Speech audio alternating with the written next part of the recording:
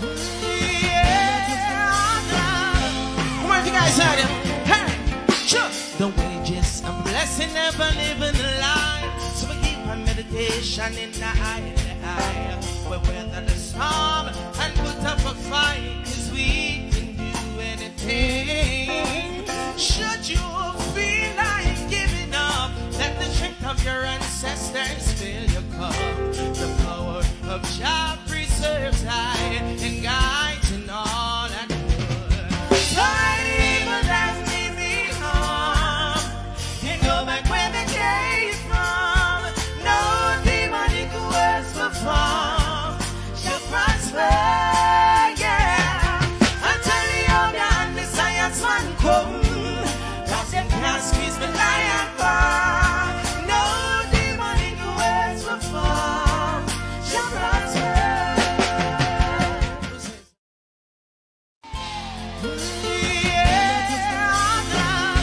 Come on, if you guys heard him. Hey, sure. The wages and blessing never living a lie. So we keep our meditation in the eye. We weather the storm and put up a fight, 'cause we can do anything. Should you feel like giving up, let the strength of your ancestors fill your cup. The power of Jah preserves I and guides in all that good. Fight evil that may be harm and go back where they came from. No demonic words perform shall prosper. Yeah, until the older and the science man come, cause them can't squeeze me lion bar. No demonic words perform shall prosper.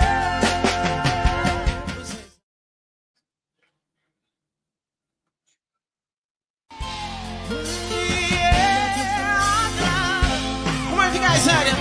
Hey, sure. The wages and blessing never living a lie. So we keep our meditation in the eye. We weather the storm and put up a fight, 'cause we can do anything. Should you feel like giving up, let the strength of your ancestors fill your cup. The power of Jah preserves I and guides in all that good. Fight evil that may be harm and go back where they came from. No demonic words perform shall prosper. Yeah, until the older and the science man come, cause them can't squeeze me lion bar. No demonic words perform shall prosper. Hello, welcome. Happy Friday. Happy Friday to those in television land. Happy Friday to our silent supporters. Happy Friday to those in the chat. Hope everyone, as usual, had a wonderful and productive week and looking forward to a restful weekend. So guys, remember, thumbs up the live when you come in. Share us out if you can. And if you're new to the channel, please show us some support by subscribing. That will be greatly appreciated. Tonight's topic is an administration in crisis with your host Anne-Marie and Baron. Let me just welcome those in the chat. Youngs, Beverly, Truck Life, Uriel, all right, Andrea Hunt, Devon Watson, Noreen McLean, Rennie Swaby, Doris McCoy, Merzin James, Don Mel, GQ Powell, Janet Jones, bless up John, Roger Bevan, Muriel King, JP, Larry Beckford, Brittany L, Yuna Bassel, Evelyn Michael, and yeah, so far that's those who are there.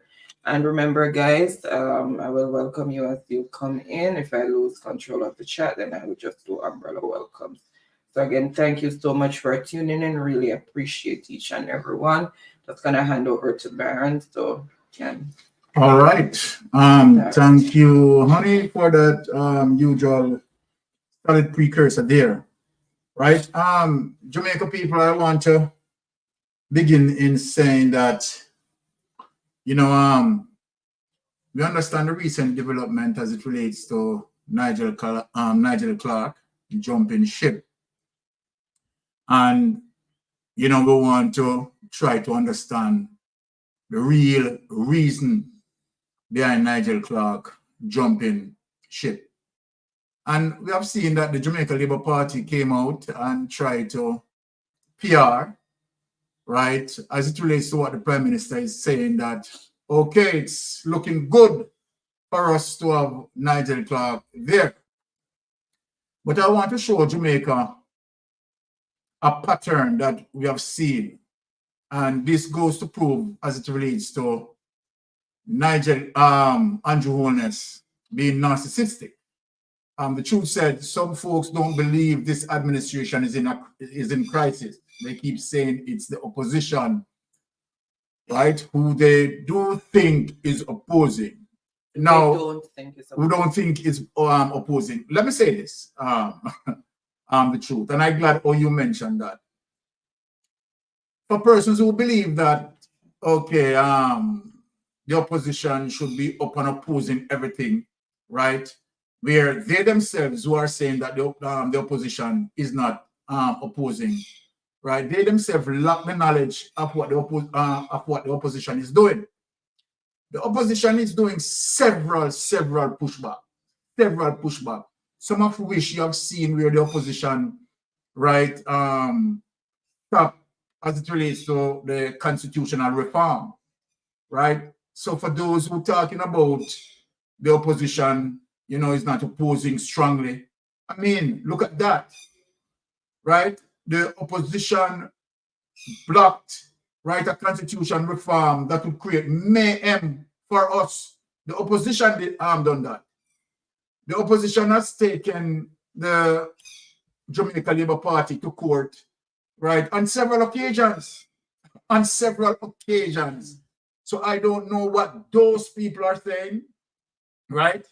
It's just that sometimes they see the truth and they overlook it, right? And might be they have, I would say they are diehard GLP who had felt that, okay, right, they have been disappointed in their party, so they try to use some frustrations. But obviously, right, we have seen that the People's National Party is opposing, right, in several occasions. We see where spilt, right, chemicals spilt in certain areas, right, the opposition oppose. We see several other issues, the opposition oppose. I don't know what some people want the opposition to do. It's as if the opposition need to go there and, you know, campaign with placards and march against the government and so forth and so forth. And again, those people don't even understand the laws of how certain things work. So when you hear those persons talking about, you know, the opposition is not opposing and the opposition is just utilizing a getaway car to say one government at a time. Indeed, it's one government at a time. In any modern democracy, it's one government at a time, right?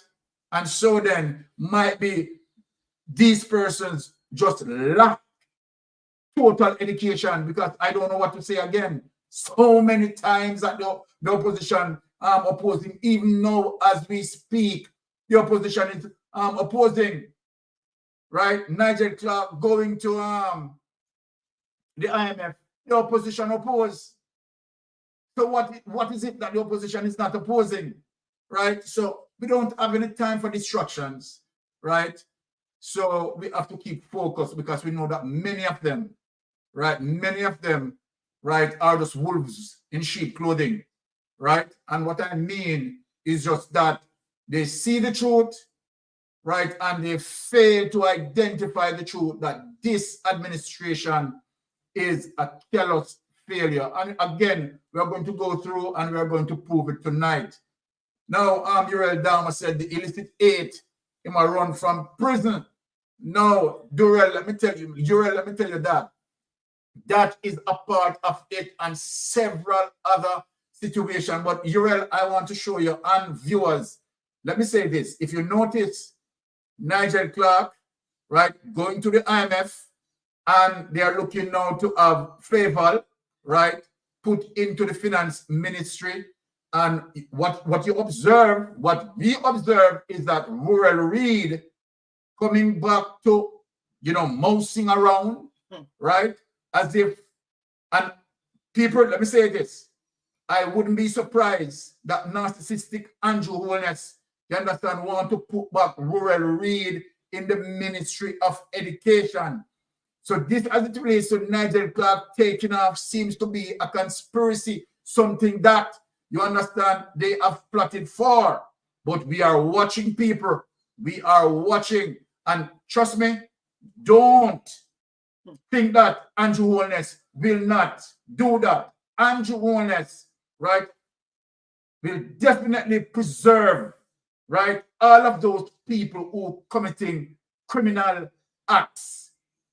Because, again, as it relates to allegation, right, he also, right, is the mastermind for many of those things, right? And we are not hesitating in saying that, right? Now, let us prove to them, right, Freedom, that the Jamaica Labour Party administration is in dire strait. Serious predicament. And the irony, just look at it. America, right, who is a strong contender part of the IMF, right, is the same United States issue, right, a travel advisory against Jamaica, showing the government that it is a callous failure, right, on two of the fundamental ministry, which is health and security. It is the United States, right, and Canada. So then, how could it be that that Jamaica Labour Party, right, is doing well? So, people, we are going to go through the programs tonight, and we're going to see clearly what is happening, right? Now, let us look and show the people how the Jamaica Labour Party is feeling from the first document that we are going to present. The health sector is in a crisis. And when we say that the health sector is in a crisis, it's indeed Jamaicans, let me say this to you. What we are going to read out tonight, I am going to read out 3 documents that speaks the length and breadth of the healthcare system. It's indeed in a crisis.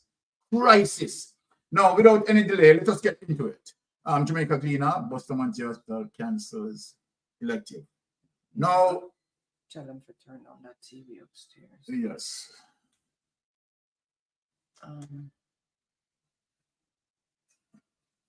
Right. Just let me. No, you can read. I'll go. Oh. Yes, my viewers, let us look. We are not spreading any propaganda on the Jamaica Labour Party. They are imploding from inside, right? And the United States know that the Jamaica Labour Party is a callous failure. Bustamante Hospital cancels elective surgeries amid electricity issues. People, you hear this? Just look at it, you know. Now, let me see the date. Published Friday, August 30. So this published today at 10:40 a.m. There it is. Bustamante Hospital cancel elective surgeries amid electricity issues. Problem there, people. The management of the Bustamante Hospital for Children, right, is advising that a recent power surge has caused temporary disruptions to surgical services. It says a technical team is working diligently to resolve the issue and restore full functionality to the affected operating theaters.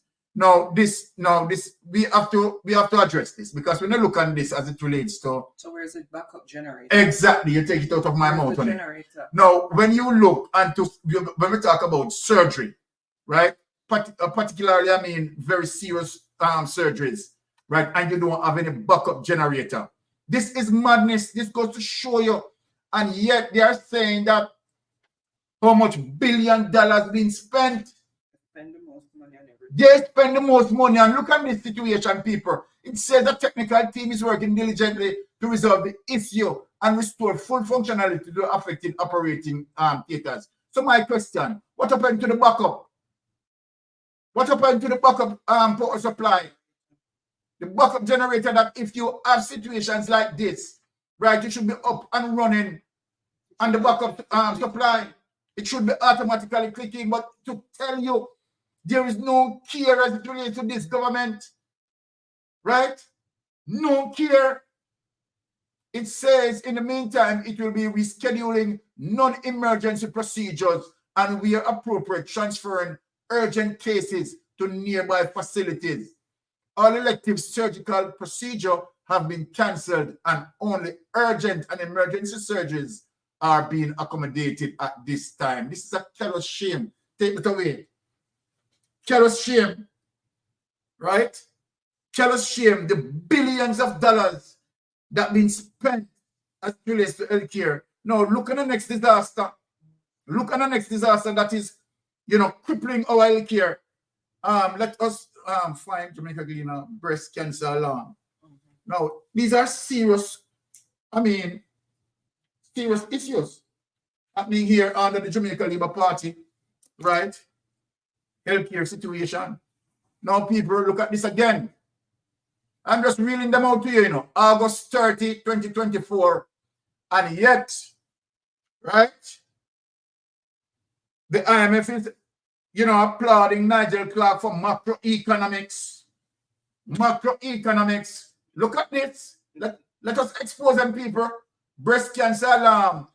With rising number of new breast cancer cases, NHF calls for national prioritization for screening. Problem there, people. Problem there all over the administration. Alarming statistics outlined by the executive director of the National Health Fund, Everton Anderson, show that some 7,500 new cancer cases were reported in 2022 in Jamaica, with 1,327 of these being breast cancer.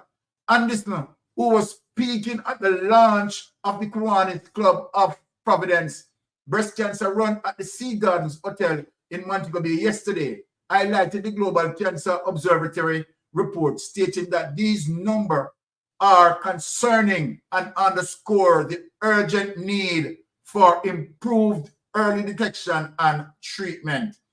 The 2022 data indicates an increased prevalence of the disease, as in 2020, there were 1,208 new breast cancer cases diagnosed, up from 974 cases diagnosed in 2018.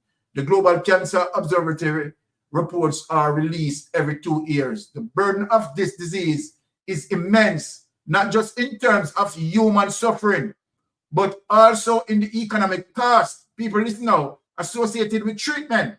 He emphasized, revealing that a single case could cost between $3 million and $25 million. I'm not talking now, people. Majority of Jamaican people don't have this.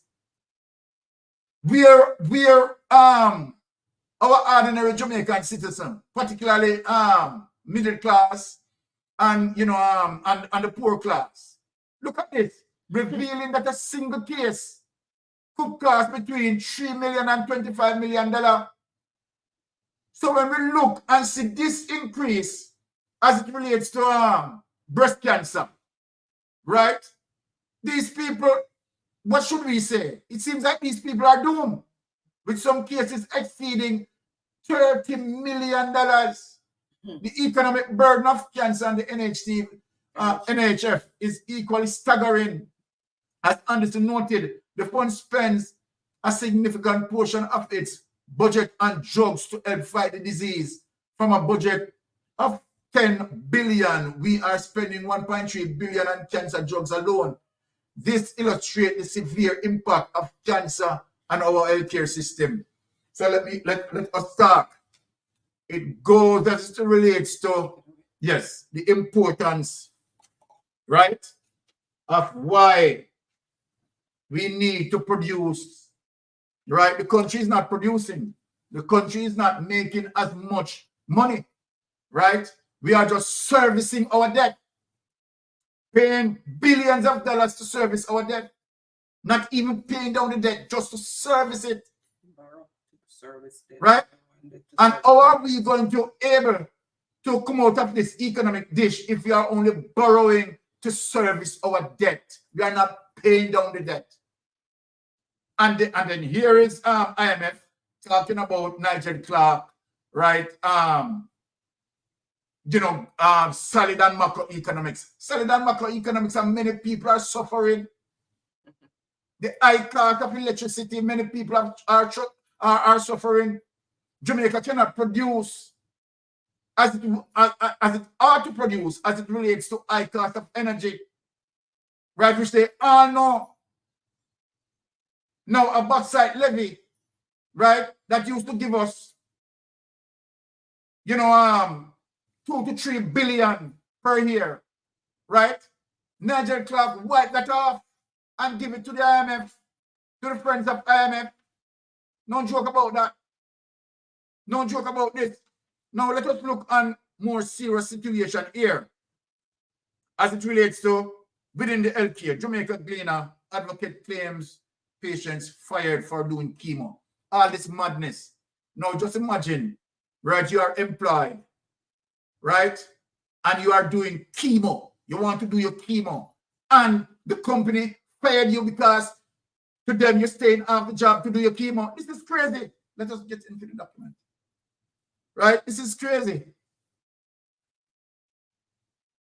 So just look at this, people. This is no joke, And all of this, notice, all of this is today, coming out today.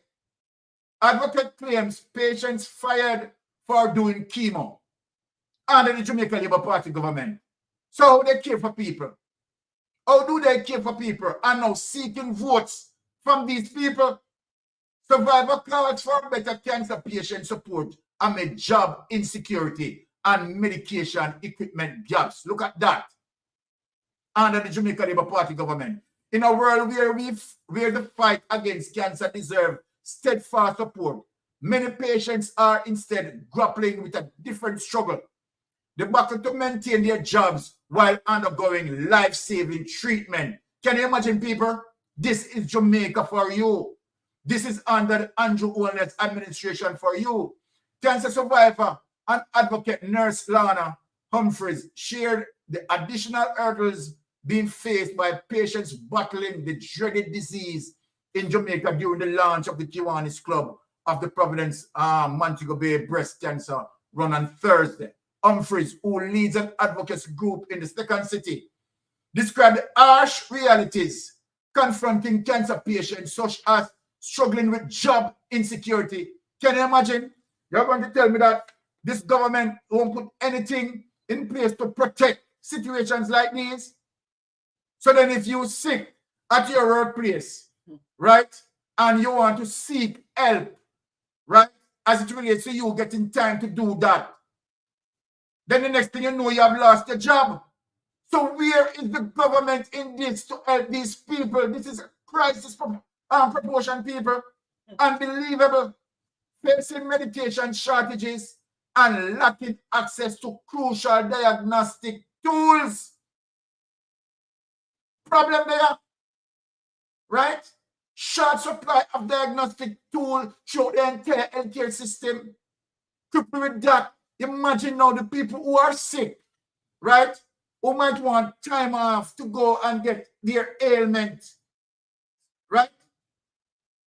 They don't have the opportunity in doing that. They stay away, right? They can't return in terms of getting back their job insecurity. They've been fired just to seek what? Medical assistance. And in many instances, right? Here it is, we're facing medication shortages and lacking access to crucial diagnostic tools. This is crazy, and yet Christopher Tufton spent billions of dollars. So where are those billions of dollars? Take it away. People, let us reason now. Let us reason with all of these predicaments that we are showing in the healthcare system. And the Jamaica Labour Party running out, putting their hands in the air, right? Making comparison with other governments, saying that they are the ones who spend billions of dollars, right? Billions of dollars in healthcare, billions of dollars in security. And yet these are the two areas that are in total dilemma and crisis. Eurodama, borrowing to pay debt is a joke. And this is our world-class finance minister, right? Now, this is very serious. People, just imagine, just imagine that the amount, when you hear them in parliament bragging, oh, this government, for sure, you understand, we can say we spend billions of dollars in healthcare, where it is. We don't have proper beds, right? Simple and stylish tissues, right? Short on medication, short on diagnostic tool. It is a crisis, people. It's reached crisis, beyond crisis proportion. And here is, you understand, the Jamaica Labour Party, you understand, speaking of how many, no, just look at the issue. Remember, people, and let us use our critical thinking skills, because saying they spend billions of dollars on healthcare. Horace Chang is saying they spend billions of dollars as it relates to the security portfolio. But look now, people, let us ask. It is $1.7 trillion unaccounted for. $1.7 trillion that the permanent secretary, right, as it relates to the health ministry, the permanent secretary, right, is giving us all sort of bandulu argument that doesn't make sense. And a matter of fact, the government came out and defended him. You're going to tell me that the appropriation account, you understand, that's supposed to file every year, the healthcare alone is accounted for nearly $700 billion, not able, you understand, to be accounted for. So then it's a crying shame. It's a crying shame. And here we have now Nigel Clark now jump ship. You understand? Because Nigel Clark knew very well what is coming down in the pipeline. So the country is wrecked. So all what they are doing is just PR it. They have stolen the money. Let me just come out and say it. Right? So much Magduluism. Right, freedom. I have 2 cousins that died from breast cancer. Right? Treatment didn't help them. Just look, people are facing some serious situations. And all we know, you understand, is to just buying in Jamaica Labour Party PR stunt. All of this is just PR stunt. Nothing is happening. Right? And now, as a matter of fact, people are going to face even more serious inflation. More serious inflation is coming. Right? And that is also part of the reason why Nigel Clark ran. Right?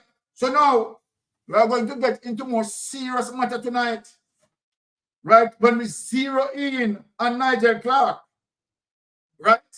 Now, people, before I get into Nigel Clark, I want my viewers to understand something where I am going to explain. I have taken the time to track the IMF case study in Jamaica. And people, let me say this to you, right? And that's why we have to laugh at, as it relates to what IMF is trying to pretty up Nigel Clark and in extension, you understand, making Andrew Holness look good. In extension, make the Jamaica Labour Party look good. Because simply, the Jamaica Labour Party politics, you understand, definitely based on capitalism, right? And the persons, I mean, all of the supporters of IMF, they are capitalists. All the supporters of the IMF, they are capitalists. And we have seen that they have tried, they have come together, right? Both them and the CIA in 1980 to crush democratic socialism. So we want people to understand, right, as it relates to IMF effort, right, in doing that with the CIA. So please bear in mind, right, this is history, this is proven facts, this is no joke.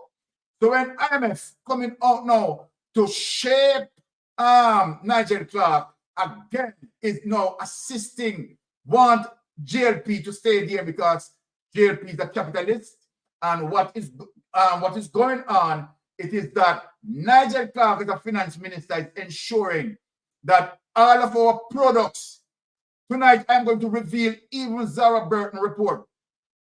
What is happening now, right, is that Nigel Clark, right, had sold out everything to the capitalists.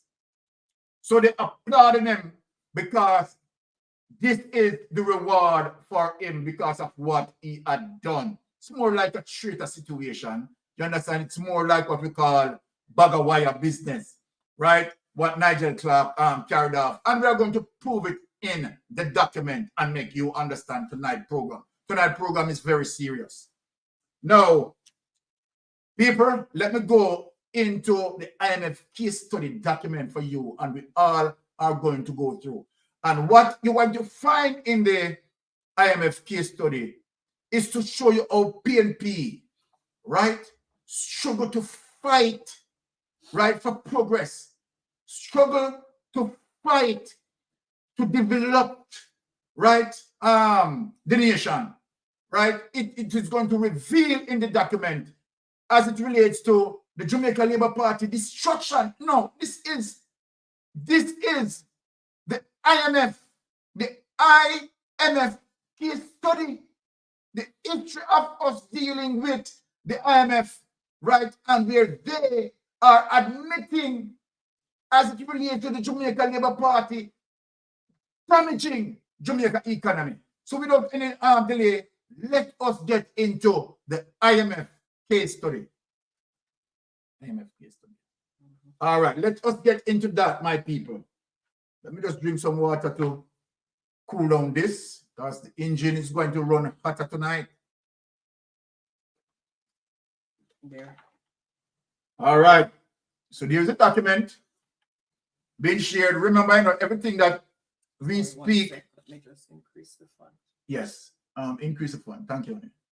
Remember, everything that we speak around here, we don't just speak it and we don't have document to show. Right? Put it out a bit. Reduce it a bit. Okay. Okay, I have to reduce it, as you said, because now it's gone. Yeah, let us reduce it a bit because I want them to stay everything with the document. Okay. Yes. So, people, let us read, and I want, right, all of our Jamaican brothers and sisters should be looking on this situation. IMF lending case study. Let us get into it. Jamaica and the IMF. The power of partnership and ownership. This was done May 2019. So we are going to understand as it relates to why Nigel Clark, right, being selected, right? Yes, it is no good for Jamaica. Let me say that to you. After gaining independence in 1962, Jamaica enjoyed strong economic growth and achieved middle income status quickly. 3 decades later, income started to plateau, including following a massive financial crisis in the 1990s and a further setback after the 2008 global financial crisis. Challenges have ranged from policy missteps that led to high public debt to vulnerability to natural disaster, immigration and brain drain, and high crime, right, that we now see in the Jamaica Labour Party. Now watch this now, people. This is very important. By 2013, Jamaica public debt had reached a historic high of about 147% of GDP, making it one of the most indebted countries in the world. Now, let me explain this now. When we look at this document saying by 2013, now prior to Portia Simpson time, because Portia Simpson went in 2012, right? So then Portia Simpson now take over an economy, you understand, that was now committed to the abyss of hell. So we want people to follow us, you know, right, to show you how Jamaica Labour Party had damaged the economy. Damaged the economy. By 2013, Jamaica public debt had reached a historic high of about 147% GDP, making it one of the most indebted countries in the world. Now let us read on. Look no paper. Program ownership and design. After debt exchange in 2010, here it is, Bruce Goldentine. Program ownership and design. After debt exchange in 2010, and yet another IMF-supported program that went off track. People, here it is. Here is the evidence where Bruce Golding, as it relates to what IMF is saying, that the supported program that went off track. Now in 2011, the country was on the verge of an economic meltdown. Here it is, you know, people. This is the IMF case study.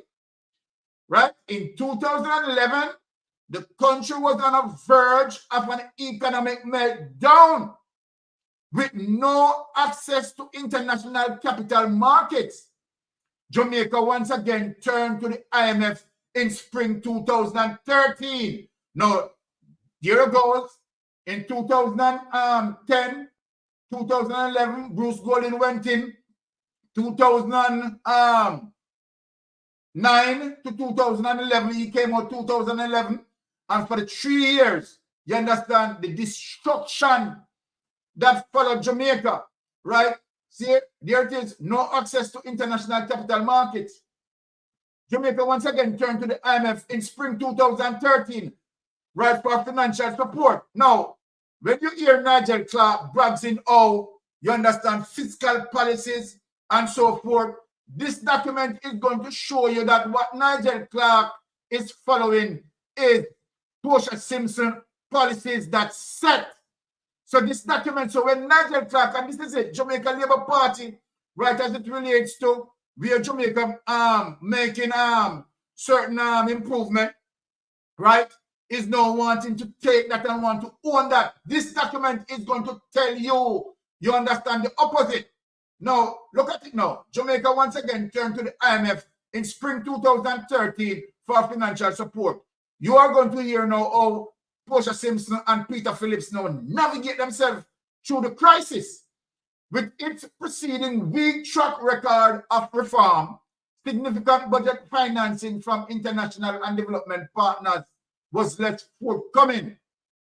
Jamaica needed a second debt exchange and a primary surplus of 7.5% of GDP to help stabilize the economy and address long-standing structural challenges.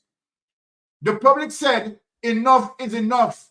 The Economic Program Oversight Committee was formed.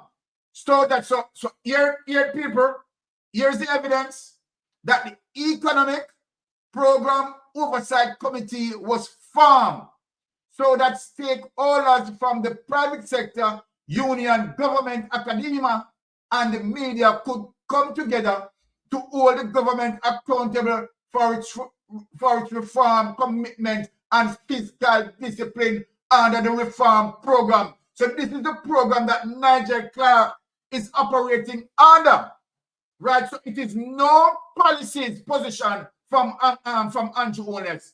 Jamaica Labour Party people see the evidence here. It is no policy position, you understand, from Andrew Holness nor Nigel Clark. What they are doing, they are following, you understand, here it is, the Economic Program Oversight Committee was formed so that stakeholders from the private sector, unions, government, academia, and the media could come together to hold the government accountable for its reform, commitment, and fiscal discipline under the reform program.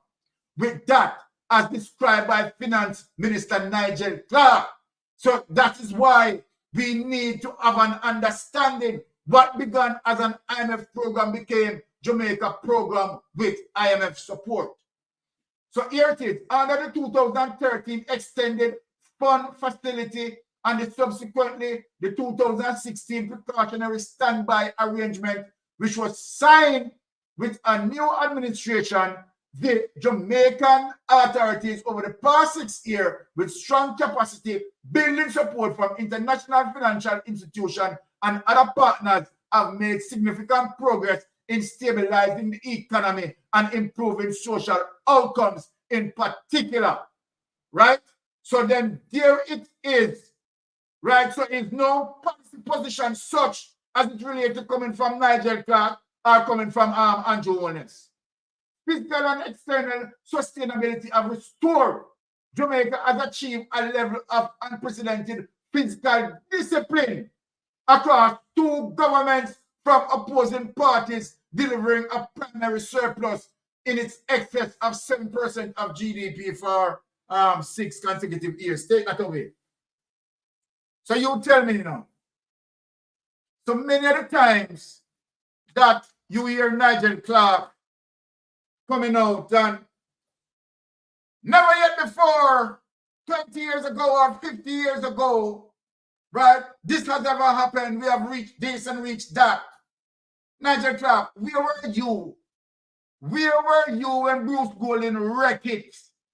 Where you went there? Eh?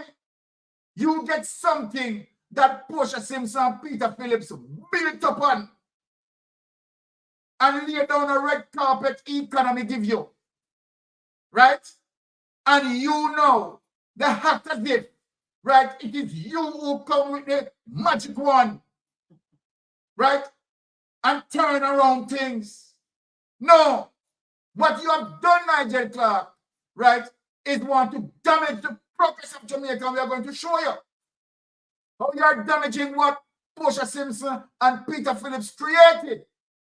Yeah, you stay on fiscal discipline. Let us maintain that. Where you put the people, you understand, definitely under extra pressure, right? As it relates to the austerity measures that IMF, you understand, left to follow as a result of Bruce Golding crashing the economy, mashing it down, and we have Portia Simpson have to crawl on our knees and go talk to Maxine Walters. So let me ask you, Nigel Clark, since you are Andrew Bragg, was it you or Andrew crawled on the knees and go to Maxine Henry? Yeah? Was it you? Was it any of you who crawled on the knees and go to Maxine Henry? You understand? In the American Senate. Was it you? None of you were there. It is Portia Simpson. You understand? After Bruce Golding wrecked this. But me notice every time I talk about that, you know. You never speak about Bruce Golding. You have never spoken about Bruce Golding and speak the truth. The people want to hear the truth, Nigel Clark. Right? To make sure that we ensure that it is not Nigel Clark or Andrew want to set the tone. But it is Portia Simpson. We are Bruce Golding failed miserably. And where the IMF turning back against Bruce Golding. And where Portia Simpson have to crawl on our knees and beg Maxine Henry. You understand? So that the IMF can talk to Portia. So we were Andrew Holness and Nigel Clark policies. We were there. We were those policies. Eh? We were those policies. Now, I am going to deal with you. Now, let us show the people as it relates to you explaining the austerity measures. You understand that you need to follow, right? So, what happened when Dr. Nigel Clark? The one where you said. All right, so people, look at this. You are speaking tonight. Let us get into business here. Now let us look on, before you play this document, as it relates to Nigel Clark explaining the austerity measures, right? And obviously, right, he has to follow those presidents that set, you understand, in terms of, you know, pushing back the economy, building back the economy. But let me explain to the people. So we had Portia Simpson and Peter Phillips, right, take it over from Bruce Golding, right, and have to obey strict austerity measures from the IMF, right? Now, the economy moving into a positive direction. However, what happened under the Andrew Holness administration, seeing that the economy was turning around by Portia Simpson.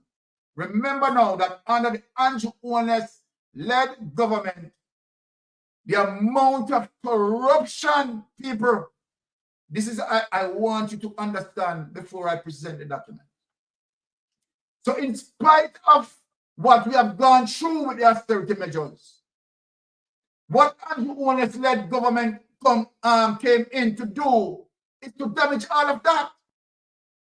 Because if you are stealing, corruption, and we can't account for the money and we can't pay down our debts, then it is going to make it rather difficult for us to pay our debts because of the pilfering that is happening under the Jamaica Labour Party. From rural read, go straight down, right? The damage of our education system, the amount of money missing from health unaccounted for, you understand, and so forth and so forth. So I want people to understand as it relates to the effort that Portia Simpson made and Peter Phillips made, right, in terms of, right, staying on the physical discipline to bring back the economy. You know what Andrew Holness did? Andrew Holness used that as a campaign to also beat down Portia, saying to Portia, you understand, that he can pass IMF test, but she needs to pass the people's test. People, look at this, people. Let us reason here tonight. After Bruce Golding damage it enough, mash it down enough, tear it down enough, and we are looking at an economic abyss where Jamaican people are going to suffer. Portia Simpson said, no, I cannot stand and see my brothers and sisters suffer. We need help, and we need it urgently. And the austerity measures that Portia Simpson have to fight under to set the economy straight. Remember, you know, one of the wickedness that Andrew Holness did, you know, let me tell you people, let me start to know people, was that the austerity measures that IMF set, you understand, to have certain surplus. Remember the way how Portia did it was to take the NHT money. People want to remember. Was taking the NHT money and put it into the surplus in order for us to get the loans. Andrew Holness, government, take Portia to court. Then you're going to tell me, that if a party see, right, after his party damage the economy and Portia Simpson trying to fix it, you use that as a campaign message, right? And what Portia Simpson did with the money, take the money from NHT and put it in to the surplus in order for us, you understand, to, you know, meet the requirement, you understand, for the IMF loans. That's what Portia Simpson did. Now let me talk to you, Jamaica. Look at what Andrew Holness did with the NHT money after accused Portia Simpson. You understand, to strengthen our surplus for us to get them on the loans. Look what Andrew Holness did. Andrew Holness take out the money and lend it to his friend. Take out billions of dollars out of NHT and lend it to his friend. Dexim. And let me tell you something. Dexim is known to be a fraudist. And Andrew Holness know that DISCAIMER is a fraud. As a matter of fact, people want Andrew Holness in Parliament before Andrew Holness take out the money and give it to DISCAIMER. Andrew Holness, now listen, Andrew Holness take out the money and give it to his friend DISCAIMER.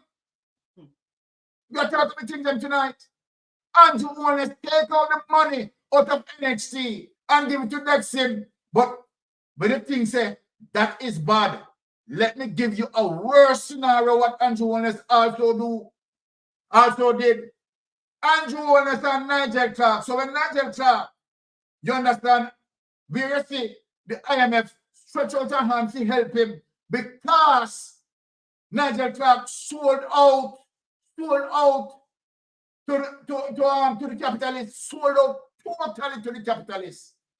And so then IMF, they give him a little help. No. You know what Andrew Holness done again with the NHT money? Andrew Holness took the NHT money, put it into SSL. Andrew Holness knew that SSL is a Ponzi scheme. People we are talking. Andrew Holness took out the money out of SSL, right? PAYE, right? Income tax, ed tax, and put it into SSL.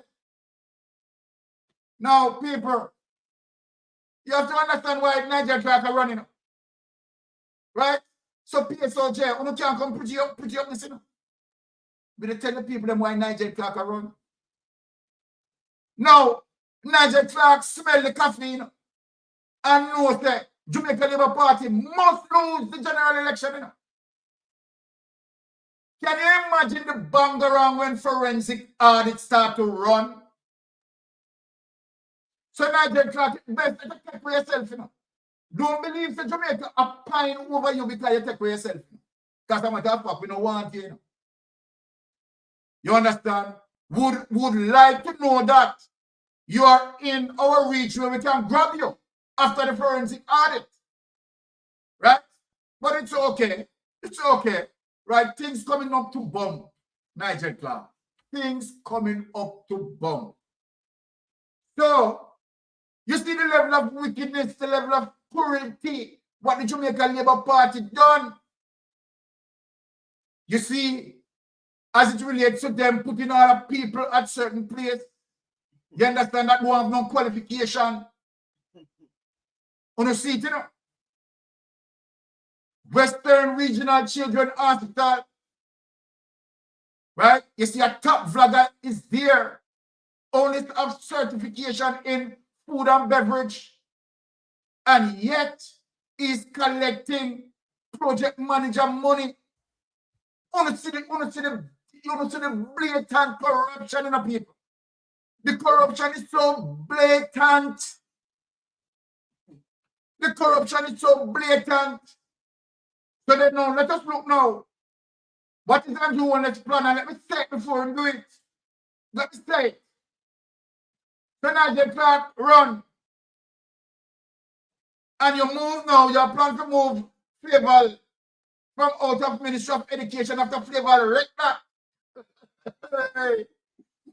So then now, you're taking the record, you understand, to also put additional wreckage to the Finance Ministry.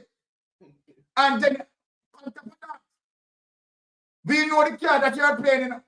Now, we see Rural Reid coming around the campaign, mosting around, and Favour endorsing him, and Juliet Holness endorsing him, right?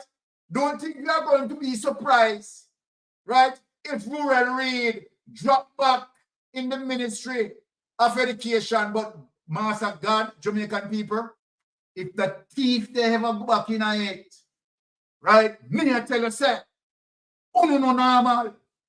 If we don't turn up, have Andrew Holness put back that in a that, then we will sick out on our head. Now let me ask a question now. So Andrew Holness and Nigel Clark and the DPP, what what is happening with rural case? What is the status with rural case? We don't understand. So then, okay, the people are not important. The people who elect you, the electorate are not important. They don't need to have no clarity in what is taking place with rural Reid, because rural Reid appears to be very confident that the case cook up on that train. No, rural Reid on the campaign trail is not worrying at all about the case. And why should rural Reid worry? When it is Andrew Holness teach him the tricks and trade of the business, why should he be worried? Talk to the people. Why should he be worried? Now, let us get down into the juggling. Yes. With him explaining the fiscal. Yes. Let us watch Andrew Nigel Clark explaining Fiscal discipline. Fiscal discipline. Let us watch it. Bangarang there tonight. Expand this, you know. Bang. Abundantly clear to me. My God, we started to calculate that what we were negotiating couldn't help us. We decided to put in place a multi-layered strategy of financial instruments, data-centric, fact-driven, empirical, meaning testing reality, the capital flight, and the consequences of that capital flight. Interesting. All right. Whereas, but the macro variable, tangible ways in which the improved macroeconomic fundamentals, these things could not happen if we did not have the macroeconomic fundamentals in place. When they say that, what we also plan this year to float a catastrophe bond. Explain, please. Having storage allows you to even out the imbalances in demand and supply. Yeah, that's an example of a microeconomic structural intervention that can help to even prices out. You understand what I'm saying? I'm nodding like I know. Yeah, no, okay, that's it. Abundantly clear. No, people,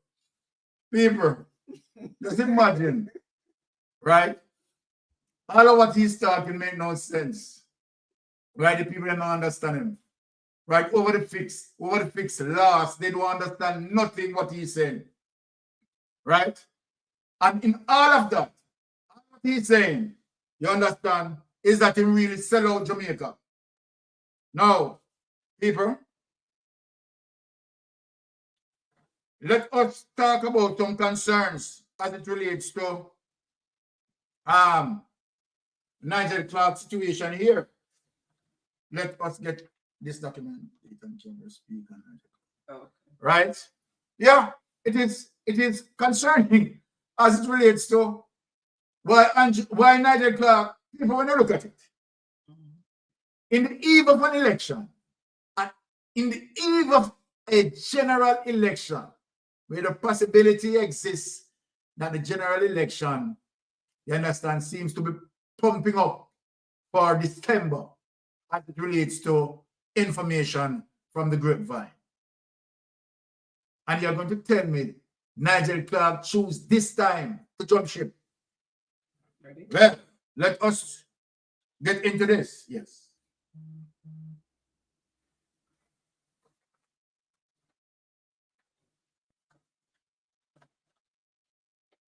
Is addressing concerns raised over Dr. Nigel Clark's new appointment at the International Monetary Fund, IMF. And even with questions about Jamaica's fiscal direction, the Prime Minister remains confident in his administration's path forward. Ramon Gordon reports. When I go to the IMF to visit him, I'm not going to the IMF, I'm going to my MF. Prime Minister Andrew Holness is urging calm amidst opposition concerns over Dr. Nigel Clark's upcoming appointment to a top position at the International Monetary Fund, IMF.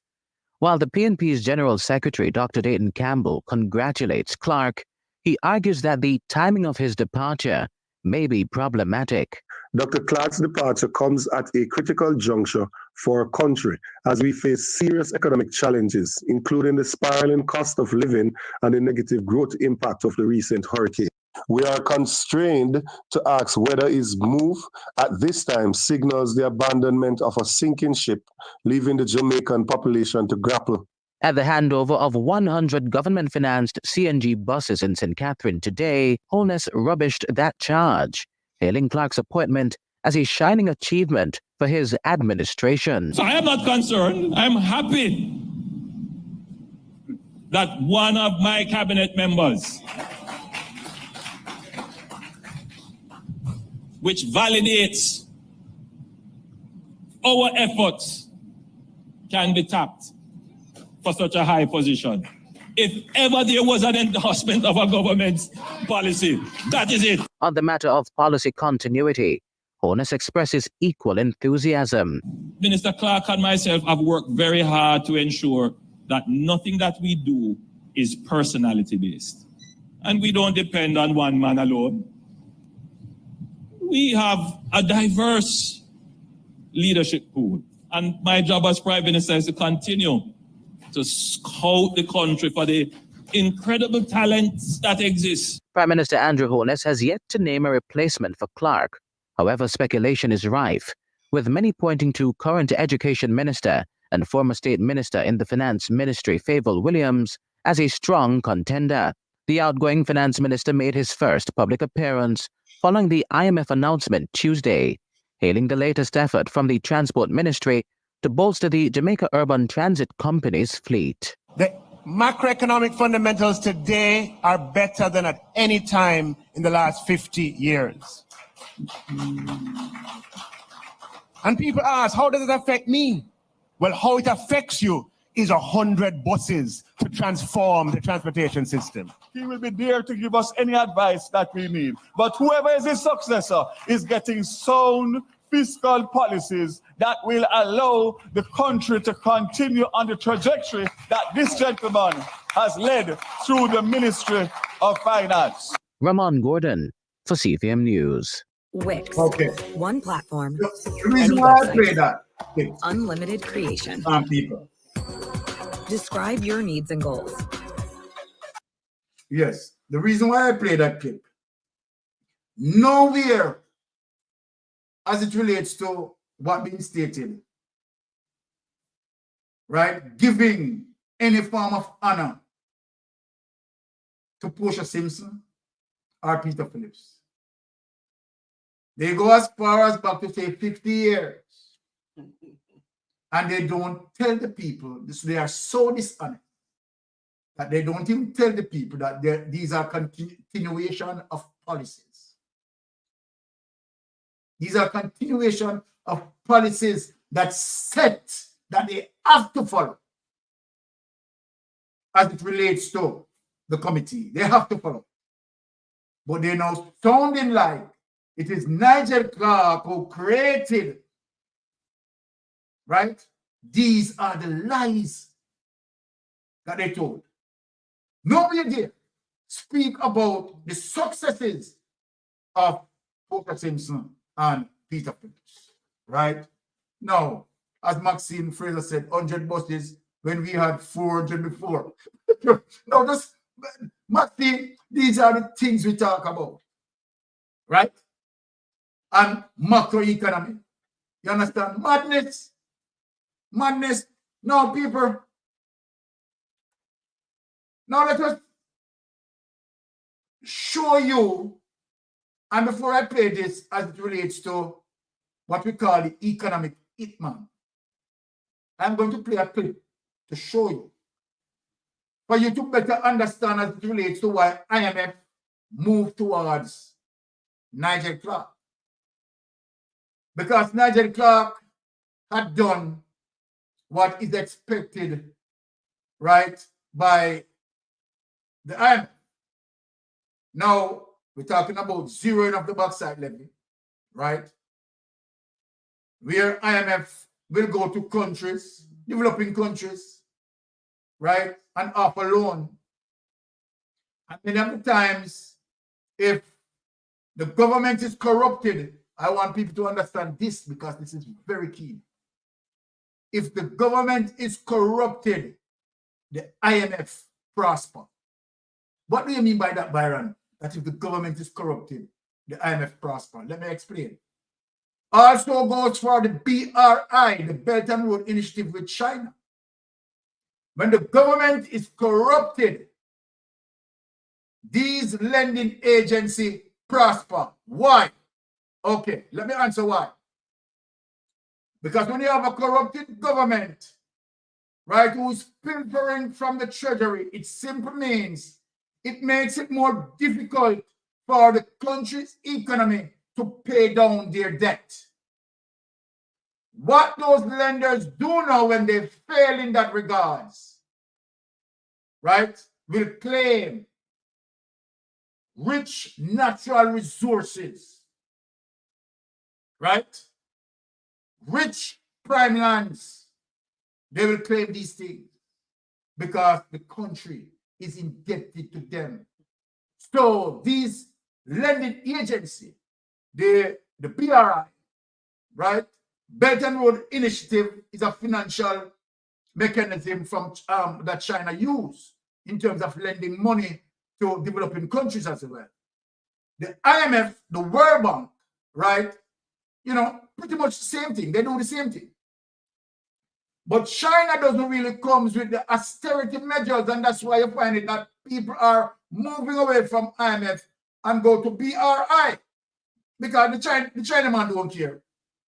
The Chinaman is saying, okay, all right, I want this and I want that and I want this and I want that, and I lend you some money, providing that I get this and that. I don't care how you spend my money. You understand? So the Chinaman don't mind if you are corrupt, and when you can't pay, you understand, the loan, then of course the Chinese say, oh, you can't get that, I want that, and so forth. So these lending agencies survive, you understand, on the level of corruption, right? Because what they will do now is, okay, you have to devalue your dollar. So when you devalue your dollar, what that do, right, is rising inflation, because the price, the dollar now is weakened, right? And then particularly when you have to trade in when you automatically have to trade in foreign the United States dollar, because that is what the world trade on. So then just imagine how much money, you understand, if you have to buy a simple product from America, how much of your dollar you have to change, you understand, to buy that product.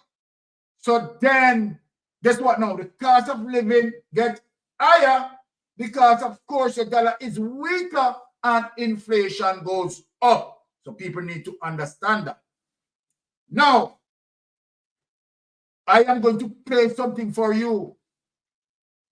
And what I'm going to play is one of the top professor on economics is explaining to you the strategy of these lending agencies, the IMF, right? The BRI, the strategies that they utilize. I want you to listen keenly, and you are going to be marveled, and then you will understand as it relates to why they move towards Nigel Clark in taking Nigel Clark, because Nigel Clark can set the policies on austerity measures. As according to what came out of Nigel Clark's mouth, Nigel Clark is saying that you have to tough, you are have to tough to pass policies that you're not going to be popular with. So Nigel Clark is willing, without any hesitation, to cut certain social programs without hesitation. Who are getting the benefit? The supporters of the IMF, persons who are part of the IMF, which United States of America is one of the biggest. Japan, China, they have to understand the several countries that make up as it relates to IMF, right? And how they get benefit, right, as it relates to, again, capitalism. That's why now they have to fight democratic socialism, because, all right, let me say this to you people. If Jamaica is just going to move and said, okay, all right, let us just go back and certain policies as it relates to JPS. And we are going renewable energy. Guess what? You will realize that IMF will put on penalty. I am saying this to you. The government knows this. If the government need to get up today and said, okay, all right, let us switch. We're not going to honor certain policies. We should know that, okay, potential lawsuit is going to come from that. Right? But apart from that, in terms of potential lawsuit, right? Then IMF is not going to support a move like that. Because guess what now? That is where the country is moving towards self-reliance. IMF, right? Don't like countries that moving towards self-reliance. People need to understand it. Before I play this clip, I want to speak to you so you understand that what capitalists, the capitalism, crony capitalism interested in are developing countries' resources. You understand? So they go in Africa, right? They deplete the resources of Africa, right? They come into the Caribbean, they deplete the resources of the Caribbean. Now, I want you now, since I explained that, to listen to the professor, what the professor is saying, and you will have a better understanding. Without delay, let us pray.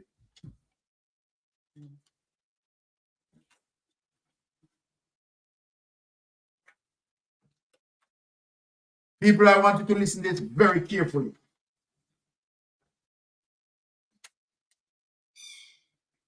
We will not allow sub-Saharan Africa to escape that. Okay, we do everything to keep sub-Saharan Africa where it is, also impoverished. This is Professor Dr. Howard Nicholas, a Sri Lankan economist and social scientist.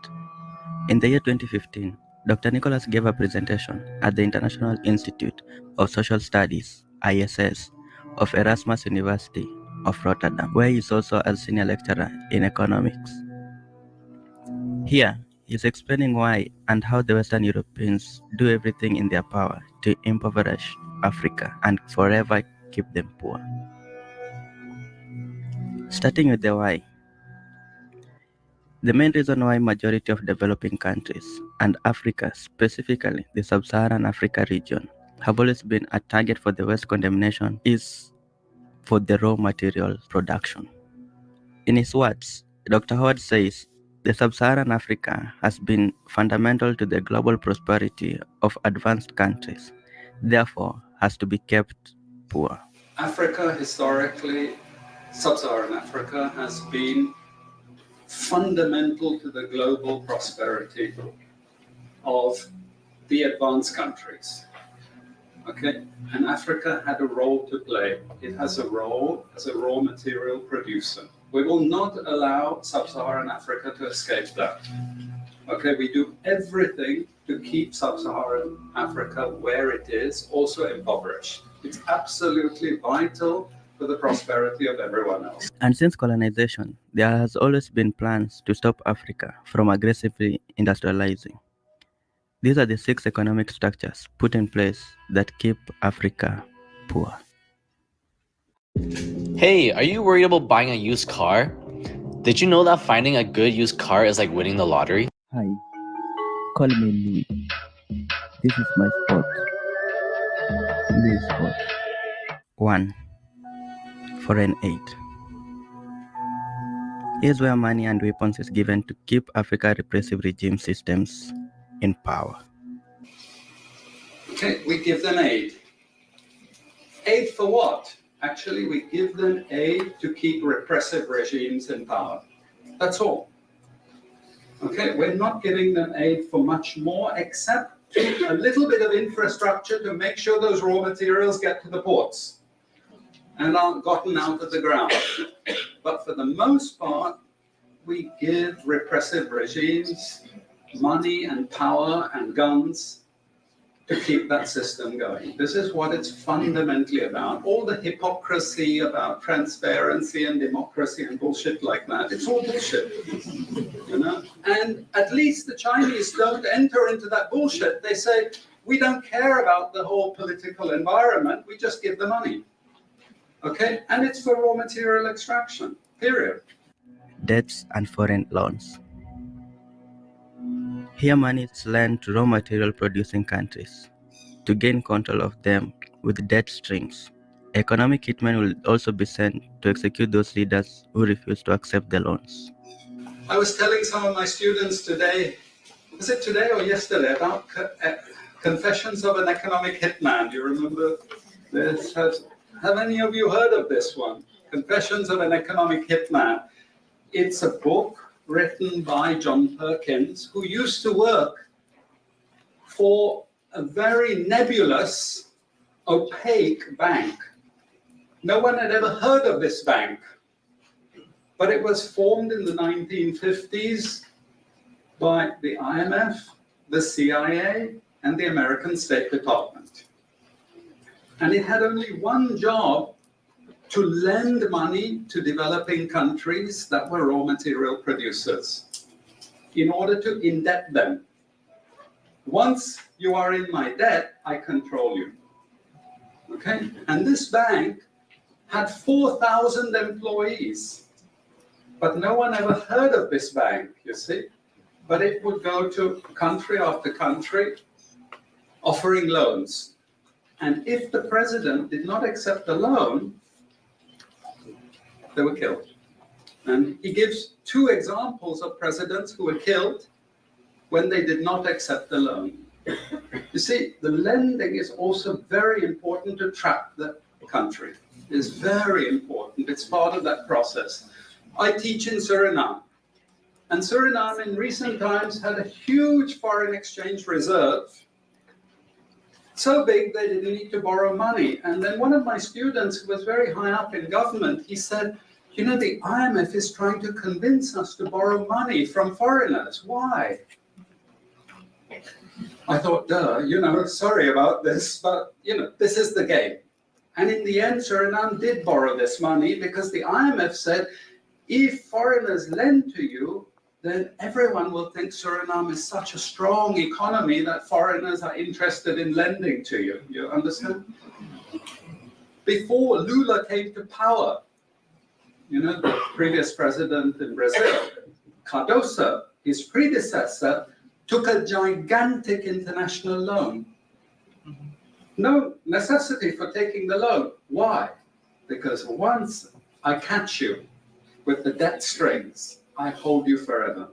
You are my prisoner. Okay, so debt has been this huge spider's web which has trapped sub-Saharan Africa and keeps them held there. Aid, debt. Monopoly buying structures. Here, few Western multinationals will collude between themselves and set to buy major raw materials while also setting the standards of what they need. From here, this corporation will have control and keep the prices extremely low. This is for all raw materials and basic agricultural goods produced by developing countries. There are only 4 or 5 Western multinationals that buy all those goods. And they collude between them. So if you take any major product, these Western multinationals, they collude between them. Even if we go down to banana production, we had a PhD down here at the ISS, and the person showed that the 4 or 5 major multinationals, they collude, and in order to make sure their control is total, what they do is they force all the producers to produce the same uniform banana. You know, the crap you buy in the West and has no taste at all. You go to any developing country, you know how a banana tastes, don't you? There's so many of them, lots of varieties, but we only market 1 or 2 types. So we have control, you see. If you don't produce at the price I want you to produce, I go to the next country. You see, we get control. So these buyers, they impose that control and they keep pushing the prices down and down and down. Okay, this is the game. No one says anything about it. There are no commissions of inquiry to say this is illegal, what you're doing. The WTO has nothing to say about this. But sorry to say, you know, if banana prices rose 10 times, especially for people like me who love bananas, okay, I'd protest. I like my living standards. Okay? It's the same with all the other raw materials, you see. We're all benefiting, we're complicit. We're actually complicit in this because we will protest and shout out if the situation ever changed. International economic institutions. Here the rich create the institutions to explicitly control the poor countries by keeping them producing raw materials, making sure they have recurrent balance of payment problems. IMF, World Bank, WTO. We always think evil creatures, horrible. It's not. It's just economics. It's economic warfare. The rich declare war on the poor. It happens everywhere. It happens in a country. The rich control the government. Of course they do. You really believe you have democracy? Come on. You know, I mean, grow up. This is not about people living in democratic systems. What we have is the rich control. The rich set up these institutions explicitly to control the poor countries. And they don't give them much room for maneuver. Which incidentally, when the IMF starts talking of poverty alleviation, you should also understand that there's another game there also starting to play, which I'm going to come back to later. But what do these institutions do? What does the IMF do? What is structural adjustment about? It's about making sure countries keep producing what we want them to produce. We make sure they have recurrent balance of payments problems. You notice these countries never get out of balance of payments problems. You notice that? Whereas countries that never took IMF support are always out of balance of payments problems. But the countries that are continuously getting advice and support by the IMF, they're always in balance of payments problems. Why? Because that's the way we keep our stranglehold on them. Destruction of food self-sufficiency. Started by colonialization and continued by World Bank. Once one has control of your food supply, he has control over you. Please listen to me the end. My name is Ayman. I am from Gaza. Watch this video if you can. Care. Colonization started it. Okay, one of the most important things is we destroy food self-sufficiency. Okay, and the World Bank continued it. They forced most countries to eliminate all food subsidies and food support. Okay, because once you don't produce your own food, I increase my control over you. How do we know this? Well, very funny thing happened some years ago. Not so funny, actually. It involved starvation of a large number of people in Malawi. Okay, many of you could remember this because it was really tragic. But the Malawian finance minister, who was under terrible threat at the time, suddenly broke ranks and he said, well, you know why we had this famine? Because one of the conditions of the loan given by the World Bank was we destroyed all our grain surplus stocks. Why? Because remember, we want you dependent. 1970s, the US Senate, the US Congress said, we will not allow Latin America to produce their own food. We will start a strategy involving the IMF and the World Bank to destroy food self-sufficiency of Latin America. Then they will indeed be our true backyard. And that's exactly what they've done. Look at all the Latin American countries. Look at them. They used to be food self-sufficient, but they're no longer food self-sufficient. Now here comes the kicker. This is the beautiful part of it. I congratulate them. You know, I admire them because they do it so well. Okay, I know it sounds really perverse, but we have now in the WTO something called the Agreement on Agriculture. Okay, you know what that Agreement on Agriculture states? It says if you don't have any subsidies, you're not allowed to put these subsidies on food. But if you have subsidies and income support for food production, you can keep them. Who has all the subsidies and income support? US, Europe. The largest budgets in the world for supporting their farmers are Europe and US. But the World Bank and IMF have destroyed all those subsidies. You see, all those subsidies have been destroyed. And now we're telling these countries, you don't have subsidies, tough luck, you know. You see, we're keeping them dependent. We're keeping them on a string. Poor school curriculums. Destructive Western curriculums, such as Doctrine of Comparative Advantage, which teach Africa's destiny is to produce raw materials, and the new institutional economics that also been set to blame the victims. You see, we teach, in many cases, garbage. And it doesn't hurt anyone, a lot of this garbage. You know, it's a blah, blah, blah, blah, blah. And we don't know what we have learned, but anyway, we were there at the university and you got a certificate and you go away and you feel you've learned something.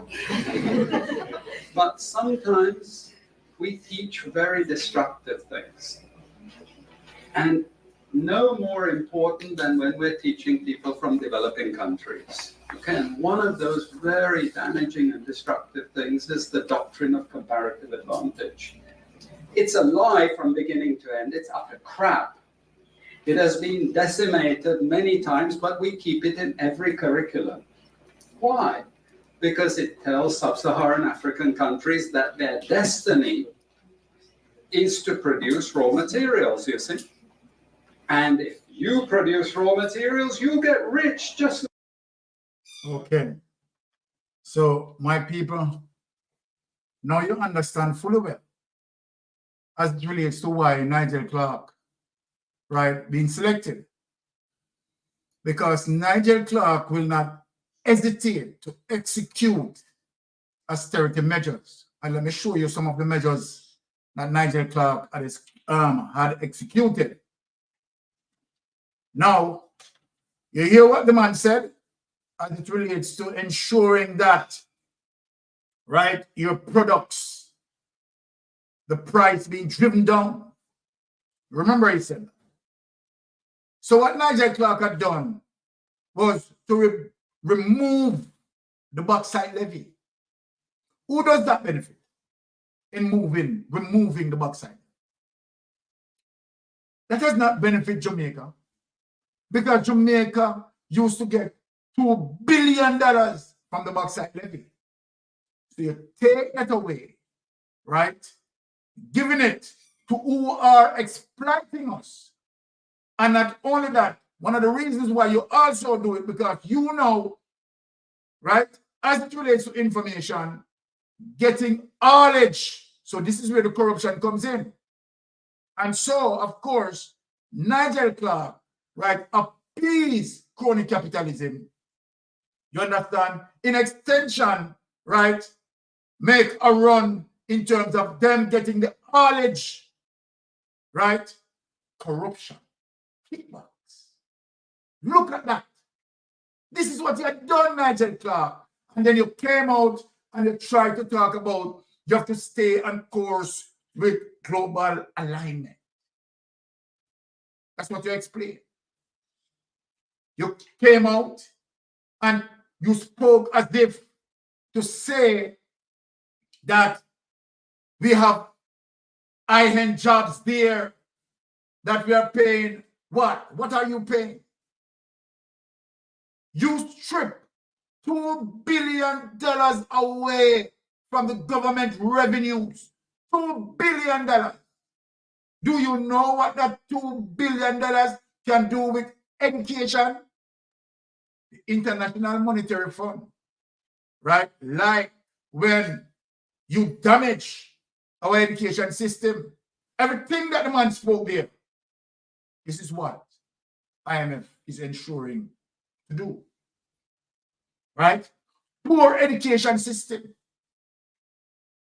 Poor education system. So here we see that Nigel Clark is playing the IMF textbook coming straight from out of the IMF. Right?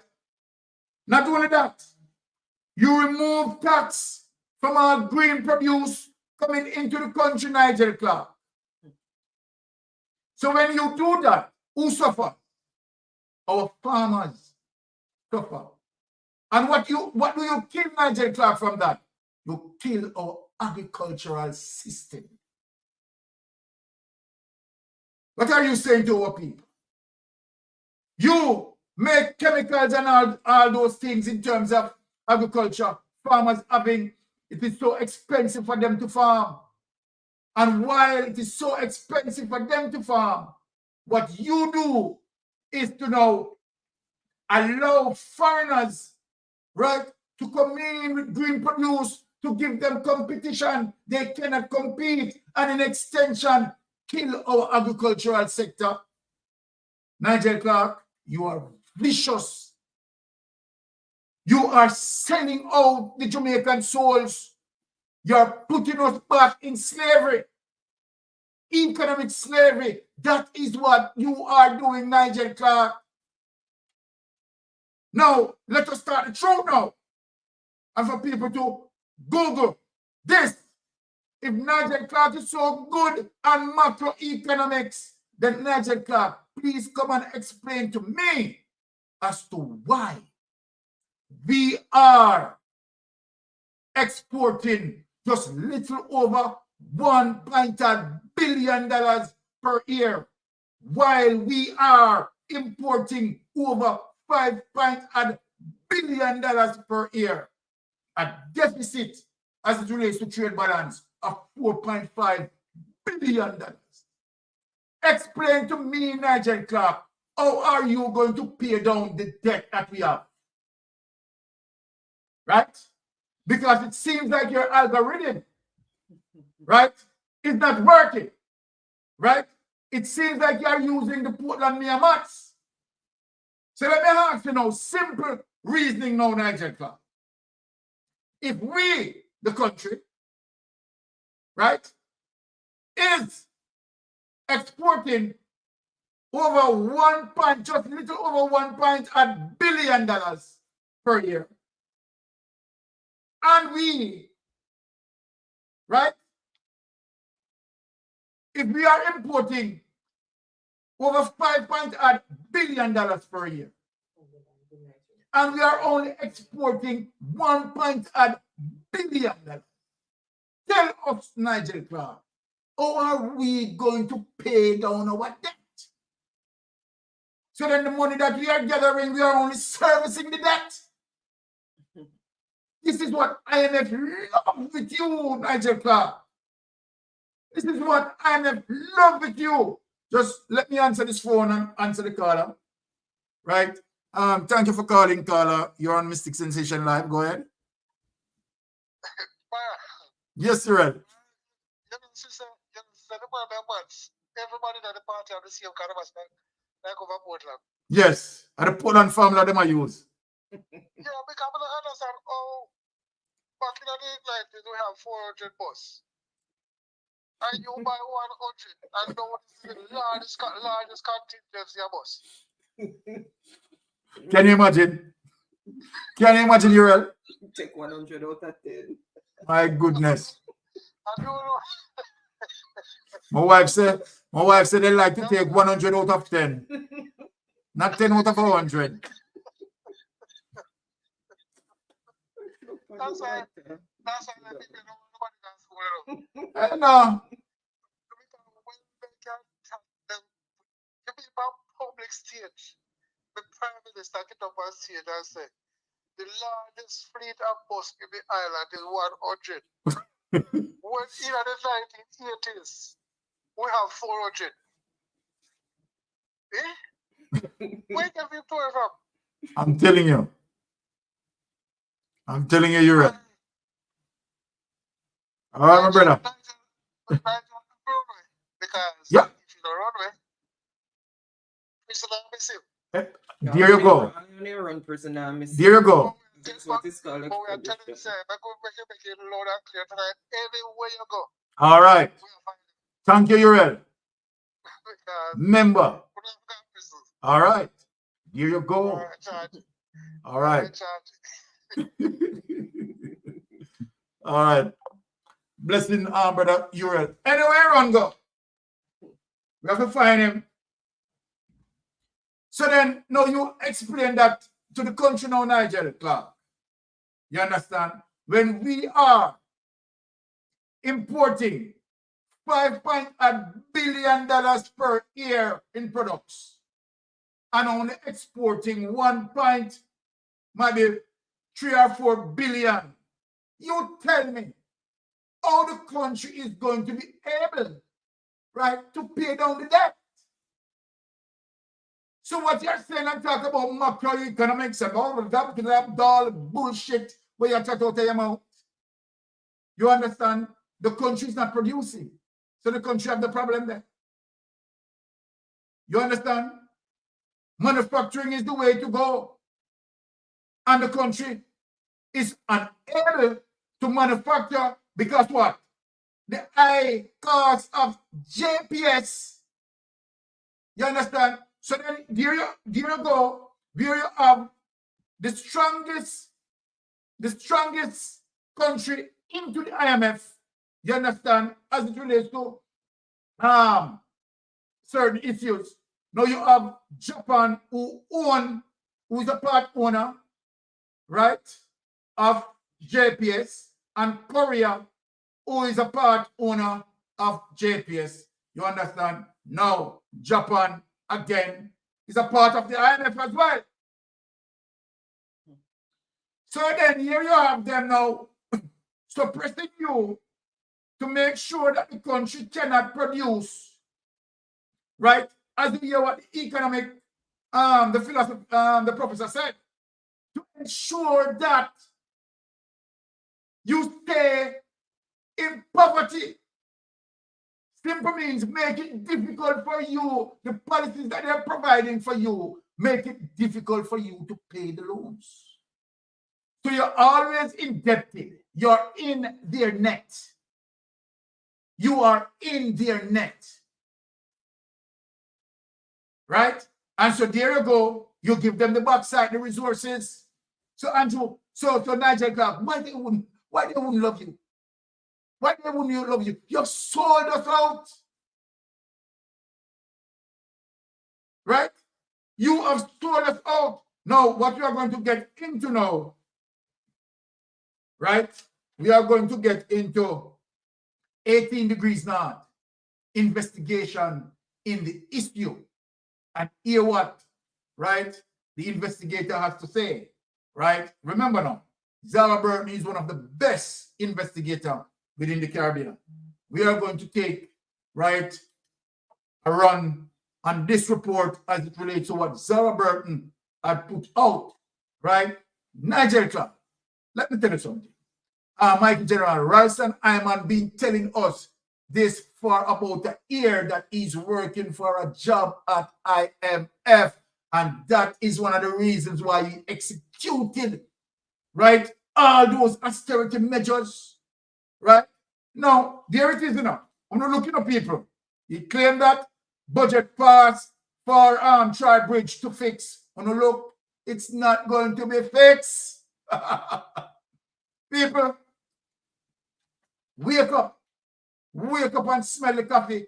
And that is one of the reasons why IMF is pulling out the last straw, right, to try to trick the people, that to say that, okay, right, send the message that, okay, Nigel Clark is doing fine, right? And so then, of course, it will look good on Andrew Holness. And so then, if it look good on Andrew Holness, in extension, it look good on the Jamaica Labour Party government that they are doing good. No, they are not doing good. We know that the education system is wrecked, right? Under Portia Simpson, democratic socialism, we are talking about that we see passes up to 64%. Up to 64%. Now, what are we dealing with under Flavor? We see only 13 passes for 5 subjects. You understand? Just 19%. 18% as a matter of fact. 18%. And then this person who failed carelessly, is this person now you want to move in finance? Tell me if this man is not a narcissist. You tell me. Now let us get into 18 degrees north, Zara Burton. 18 degrees north.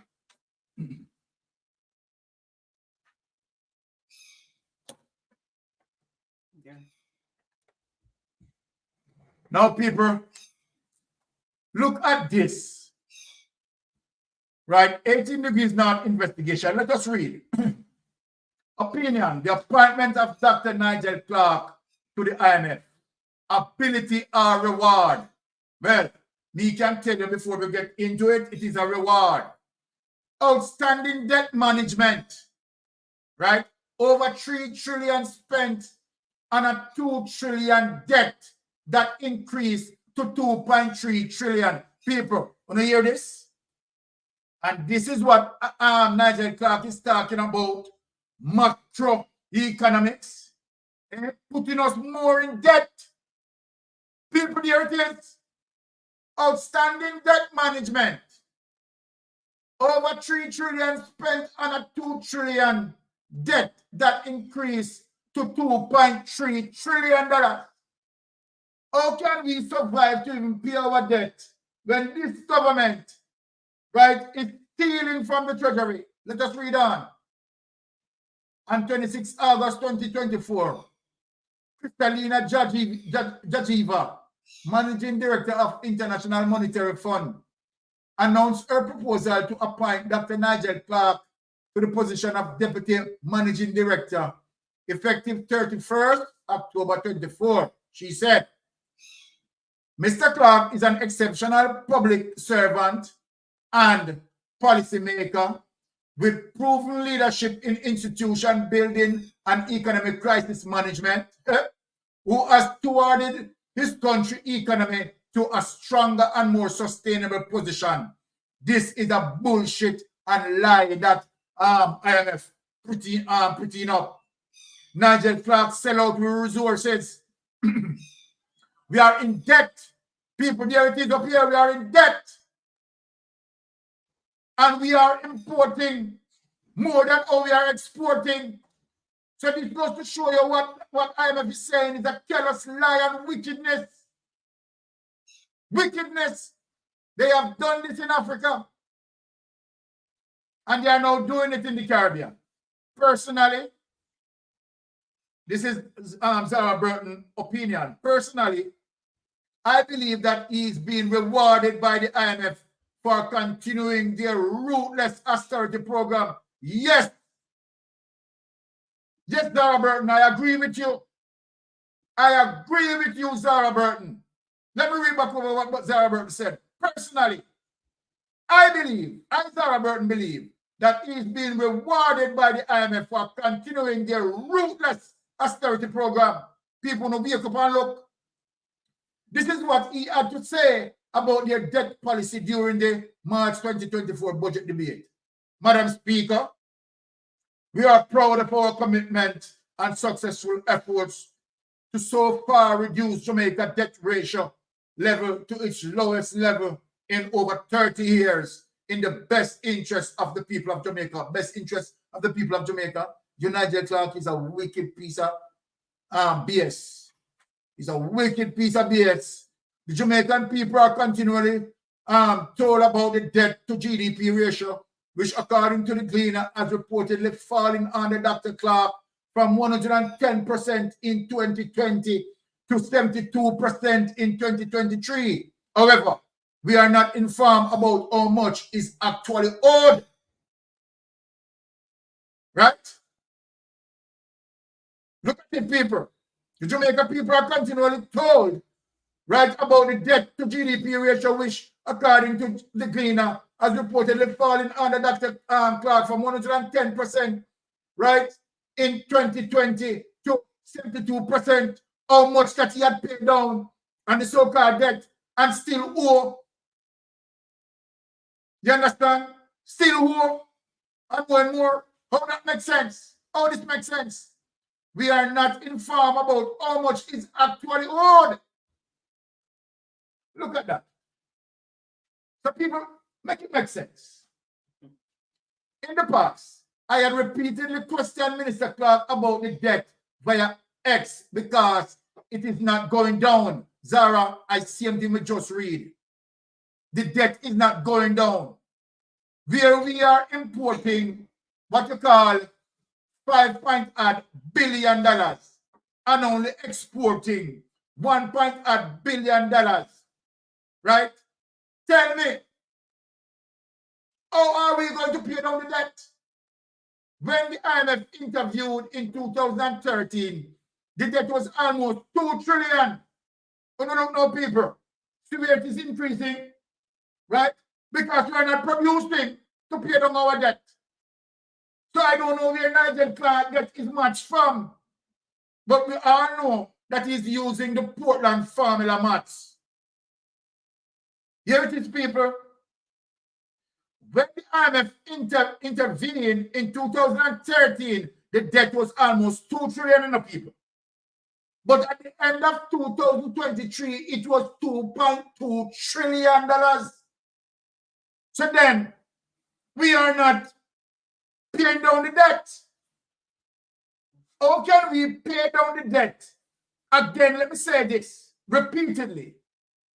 If we are importing $5.8 billion and we are only exporting $1.8 billion. So on the trade-off deficit, what you see there? Jamaica owing roughly about $4.5 billion. People, want to make it make sense. Make it make sense in terms of what? You understand? IMF want to spin to us because they are taking away our resources via Nigel Clark, the vehicle that's trafficking out our resources to the IMF and Andrew Wallace. However, I received an indirect response from the minister via his budget debate speech. The debt ratio is a relative debt measurement. Yeah. Start to spin it now. It measures the size of the debt relative to the size of the economy. All sort of bullshit where you go over the sort of BS that we went over what the channel name and go over and the people can understand him. Oh, over the fix. All sort of BS where you go over the fix and the people can understand you. Nobody over the fix understand what you are saying. While this is being reduced, the absolute level of Jamaica debt has stayed relatively constant for the past several years, hovering in the range of $2 trillion to $2.2 trillion. You tell me now if we don't know maths. No rise the debt, rise. People want to look on it. Isn't that the debt is rising from $2 trillion to $2.2 trillion? So tell me what Nigel Clark is doing. We could see this. Living from $2 trillion to $2.2 trillion. Right? Another additional $2 billion went up. And we are to believe that Nigel Clark is doing good. Eh? How you think you can fool? No, let us move on. So it's not that we are paying down the debt in a literal sense.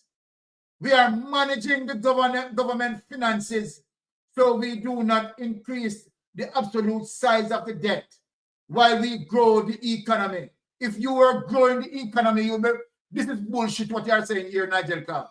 If you are growing the economy, boss, you'll be paying down the debt. You'll see those indications of you paying the debt because we'll be manufacturing more and we'll be selling and making more foreign currency. Does that make sense to you, Nigel Clark?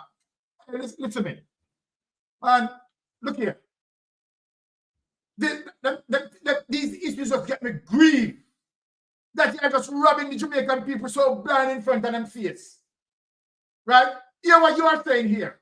While we grow the economy so that the ratio between the size of the debt and the size of the economy gets lower each year. Well, it now get lower each year. I'm going to go back up so I'll show the people them. It now get lower. See the people. When the IMF intervened in 2013, the debt was almost $2 trillion. But at the end of 2023, it was $2.2 trillion. So how you grow it now? Oh, you grow down the debt. Nigel Clark. Are we stupid? You cannot grow down, you can only grow up, you have to bring down. Oh, you're bringing down the debt. Oh, you're bringing down the debt. You're not bringing down the debt. You're growing up the debt. This is madness what you're explaining. Let's focus on the statement. It's not that we are paying down the debt. Can you imagine? Imagine Jamaican people who want to work with Jamaican Labour Party after them business, no business, If you don't want to sell yourself back in a slavery, you don't continue. The management of the government finances involves debt servicing. Because I only service debt, Nigel Clark, which the minister failed to mention. There are two components in debt servicing: interest payment and principal repayment, which are supposed to reduce the loan. For instance, this financial year 2024-2025, 491.2 billion will be spent. Right, that is 37% of the budget. 173.8 billion on the interest. Look at that. And 317.4 billion towards the principal. We are not going to come out of debt. Never under Nigel Clark's strategy. We are not producing. Because we are not producing. Keep borrowing to service one. And we keep borrowing to servicing the debt. And each time we borrow, we devalue our dollar. But it's a new debt you bring in. And it's more inflation, new debt. So make it make sense, Nigel Clark. If we are spending hundreds of billions of Jamaican dollars every year servicing the debt, why has it stayed relatively constant for the past several years, hovering the range of 2 trillion to 2.2 trillion? Good question, Zara Burton. So how much has been spent to achieve this stability? This is madness. Nigel Clark is pushing us further down in debt. Hey, just the people who come here to come go and look yourself. Make the people them come look on this. Here is a table of the annual servicing figures since 2013. The 2016 to 2017 and 2021 to 2022 figures include increases due to adjustment in the supplementary estimate for those financial year. Right? And there it is. Now, debt servicing. If you look to the far right column here, debt servicing, US billions, 2013 to 14, right? $2.27 billion. 2014 to 15, $2.12 billion. 2015 to 16, 2.7 billion. 1.84, 2017 to 18, 2.24, 2018 to 2019, 2.31, 2019 to 20, 2.11, 2020 to 21, 2.13, 21 to 22, 2 billion, 20 to 22 to 23, 2 billion, 23 to 24, 1.8 billion, total, right? As it is 23 now, 23 billion, right? 0.52 at current. So you tell me now, right? 2024, 23 billion. Now, as you can see under the supervision of the rescuing IMF, the Jamaican Labour Party and the People's National Party have spent well over 3 trillion servicing and 2 trillion debt, and more than half of 3 trillion, right, was spent on debt reduction, but the debt has increased 10%. How can this be sustainable? Take that away. You tell me. People, you see the maths, right? And here is Nigel Clark, here's the IMF. He's talking about Nigel Clark solid, right, on certain policies. Nigel Clark is pushing us further into debt. And coupled with that, not only that Nigel Clark is pushing us further in debt, coupling that is the rampant corruption that will also disable us from paying the debt. Lord Jesus and peace. Me have to put my hand on my head. Jamaica Labour Party are wicked to the people of Jamaica. Right? But and the push us some time in terms of we paying down the debt. We didn't have the rampant corruption. Jesus, peace. We didn't have the rampant corruption, people.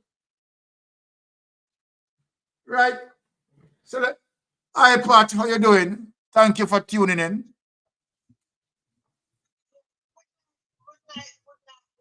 Good night, Sister Pat. Talk up a little louder, Sister Pat. Talk up a little louder.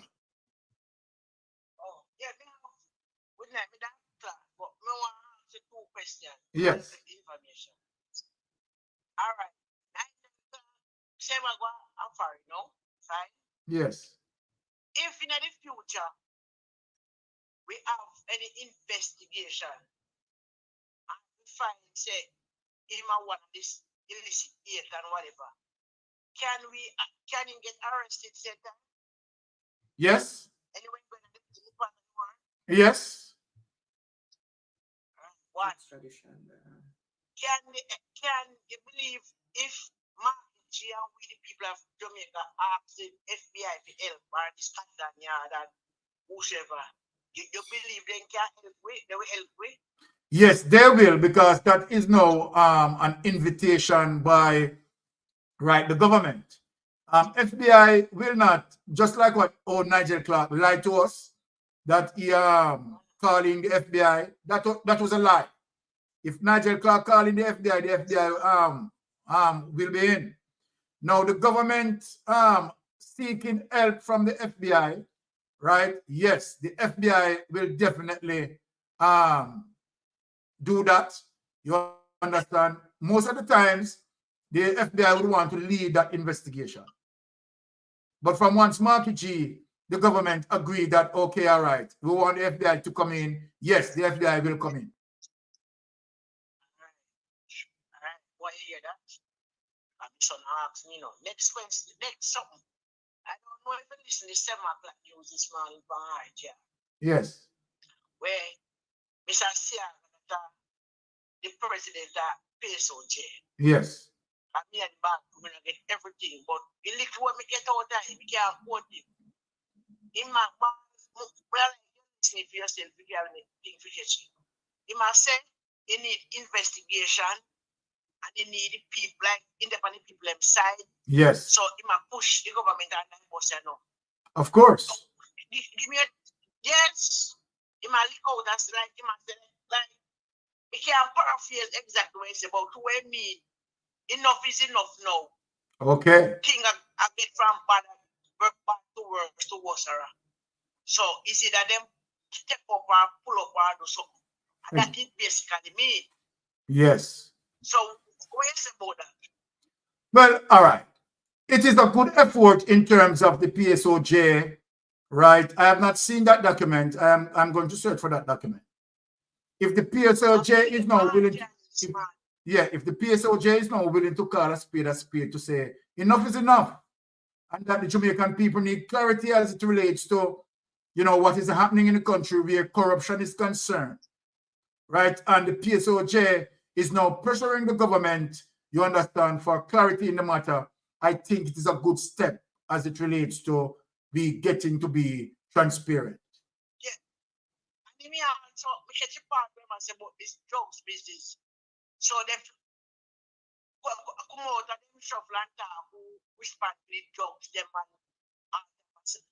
all right. It is so good to me that back to my show and I make nice. But if you have anywhere we get back the RJ news this morning, 7 o'clock news, you will get the money. Yes. I am going to research for that. So, thank you for passing on that. Well, I'm in the all right, sis. Continue fire. Me always say me always tell people say God on time. And to all this and Nigel Clark, then one humble. Yes. And me hear something and by the law firm must say allegedly. Allegedly say tough than a power. So if Tofta Naglapaho, Nigeria go IMF, where Andrew go, President of America. All right. Where See, people are making their way to run out. But anyway, uno go. We are down no skin. Remember, no joke about that. Jamaican, a brown home, especially them at home where they're hungry. Yes. And I see we have man cost and every day you just them a ball. I hope they eye and hope their ears and listen and see what is really happening and that make put a big word. Who we do, right? Exactly. Me frantic side. Guys, the soldier that was killed at the town is frantic side, whatever it means. But it means to say he get hurt from his peers around him. That means that the soldier shoot him. Wow. So instead of them come out and say that they use some big word. So people use the Google right now the word them, spell them out and Google them and understand what it means. Exactly. I must see that word then. FRACTICDE. Fracticide. Okay. Right? That's alleged again that Bastille, Jared, and Kubaka, JDF. Okay. So read that Kubaka is that minister. But anyway, we get me time. So all right. Make you feel up that me and see the ways. Yes, Sister P. All right. Yeah. All right. Love you, Sister P. Now, people, let me tell you something. And as I said, and you hear Sister P, right, is now has spoken on that as it relates to Rural Read and the rumors that going out there, because it seems like, you understand, they are shaping the way, right, for Rural Read to get back in the, but people, can you imagine that? Can you imagine that? That is just a bare fierce. It just, trust me. But anyhow, right? Now let us look in terms of that situation that we had just spoken about, right? To see what is happening, right? As it relates to Flavor. So I can't understand where Flavor, tell us we failed in the Ministry of Education. But the government find it suitable to put her in the Minister of Finance. Just don't make no sense. Just don't make no sense. All right, let us bring up this document. JP, the real dog vomit.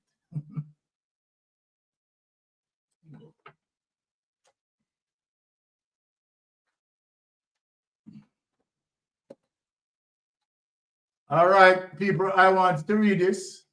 Right, now this is somebody's opinion, right? JP, the real dog vomit, right?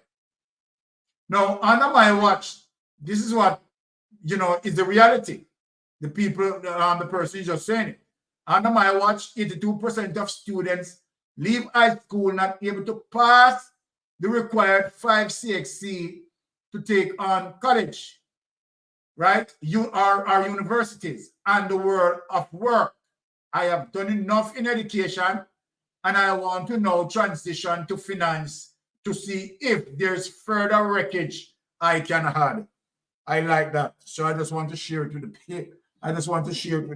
viewers, right? Because that has to be what Flavor is saying there. Let us take in Damian Crawford as it relates to what Crawford has to say about this. It's really disturbing. Crawford described Jamaica's CXC pass rates. Does it have the thing they can play? Yeah, let us play that. Let us play that for the people and hear Crawford remarks on the situation. So much of them have. Okay. Education Minister Favour Williams revealed earlier this week that the number of students passing 5 subjects, including mathematics and English language, had declined for 2024. Only 18% of students passed 5 subjects this year compared to 21% in 2023. Senator Damian Crawford says this is a national crisis. It is a national crisis because there's no place for the uneducated in our future. If you look at the realities of work, muscle have been replaced by the mind. And those who used to go and mix cement on a construction site, more and more are being replaced by a premix truck. Those who used to go to chop bush on the sidewalk has been replaced by a weed whacker. So the opportunities for earning are reducing continuously and dramatically for those who are not able to offer to matriculate to tertiary education. And the impacts of that have also shown itself to be of great benefit to our society. He says this puts Jamaica well behind the curve in comparison to the rest of the Caribbean. For example, in Trinidad, 45% of students passed at least 5 subjects, including maths and English. Senator Crawford is calling for the government to properly assess many of the socio-economic issues that affect the ability of children to attend and focus in class. We would also want for some analysis to be done on the lunch participation for those who failed versus those who passed, for nutrition and the analysis of the impact of nutrition. We would like to see what were their progress from primary school, what were their grades for those who passed in literacy and numeracy versus those who failed. What's the single parent reality for those who passed versus those who failed? What is the distance traveled to school for those who passed versus those who failed? And is there any negative social impacts such as bullying, etc., that has been happening? We feel that this is necessary for us to eventually compete. Minister Williams has said the ministry is working on several measures to improve the pass rate for math. These include increasing the number of mathematics teachers in schools and improving how mathematics is taught in schools. But Mr. Crawford believes how the subject is taught currently should not be the primary area of concern. I do not believe it's a matter of teaching because our teachers are being globally recruited. The quality of our teachers are being proven by the level of recruitment that many developed countries are taking for our teachers. They could recruit from many other places and have chosen our teachers because of the quality of our teachers. Regardless of how good a teacher is, we have an attendance rate of 63% and an absentee rate of therefore 37%. That is what you call chronic absenteeism. No matter how good a teacher is, if the child is absent for factorization, I as a math teacher would have grave difficulty teaching quadratic equation, which is based on factorization. Siobhan Campbell for Nationwide News. It is a national crisis because there's no place for the uneducated in our future. If you look at the realities of work, muscle have been replaced by the mind, and those who used to go and make. So there you have it, people, but now let us remind. Let us go back to the IMF and what the professor had said, that the IMF, right, main weapon and strategy is to keep you in debt so that they can have a grip. Now, if you notice, right, where it comes to the education failure rate under the Jamaica Labour Party, right? We've seen that social programs, let us speak, that when you're under the IMF austerity measures, one of the things that the IMF will focus on is for that country to reduce social programs. To reduce social, Barbara Finley said, Byron, this is not new history, shows that the JLP can't run the country. So true, Barbara. So this is where I try to bring forth a chronological sequence in explaining this. As relates to everything what the professor said, you see being playing out in Jamaica. Right? What they're going off? What is their main goal? Their main goal is to take out our natural resources. Right? give us loan, stifle us with austerity measures.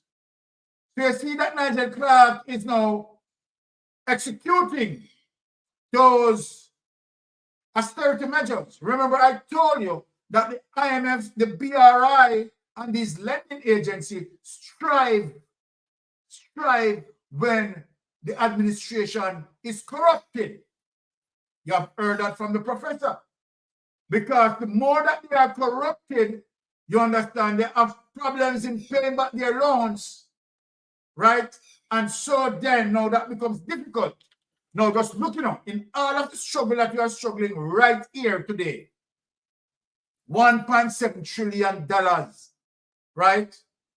Not being able to be properly accounted for. That is serious situation. So it affects our ability, right, in paying down the loans. Right? Parchment, Funny Club, they are praising Nigel Clark for his decision to leave to greener pastures, but are criticizing the teachers and nurses for doing the same damn thing. Well, let me say this. Let me say this. Put that back up. Right? Because I want to answer Parchment, right? So that you can see, the real reason. And no, what she said they are praising Nigel Clark, yes, for his decision to leave to greener pastures, but are criticizing teachers and nurses for doing the same thing. So what she's addressing the hypocrisy of this particular government. Where when you look at it, here it is. But I want to speak to, yes, let's leave it up there for a time until we finish. Yes. But I want to speak, right, to certain things as it relates to the reason why the corrupted government, you understand, is drifting in terms of that praise to Nigel Clark. You have to understand the political semantics and the trickery and in extension, the corruption of this administration. Look at it now, people.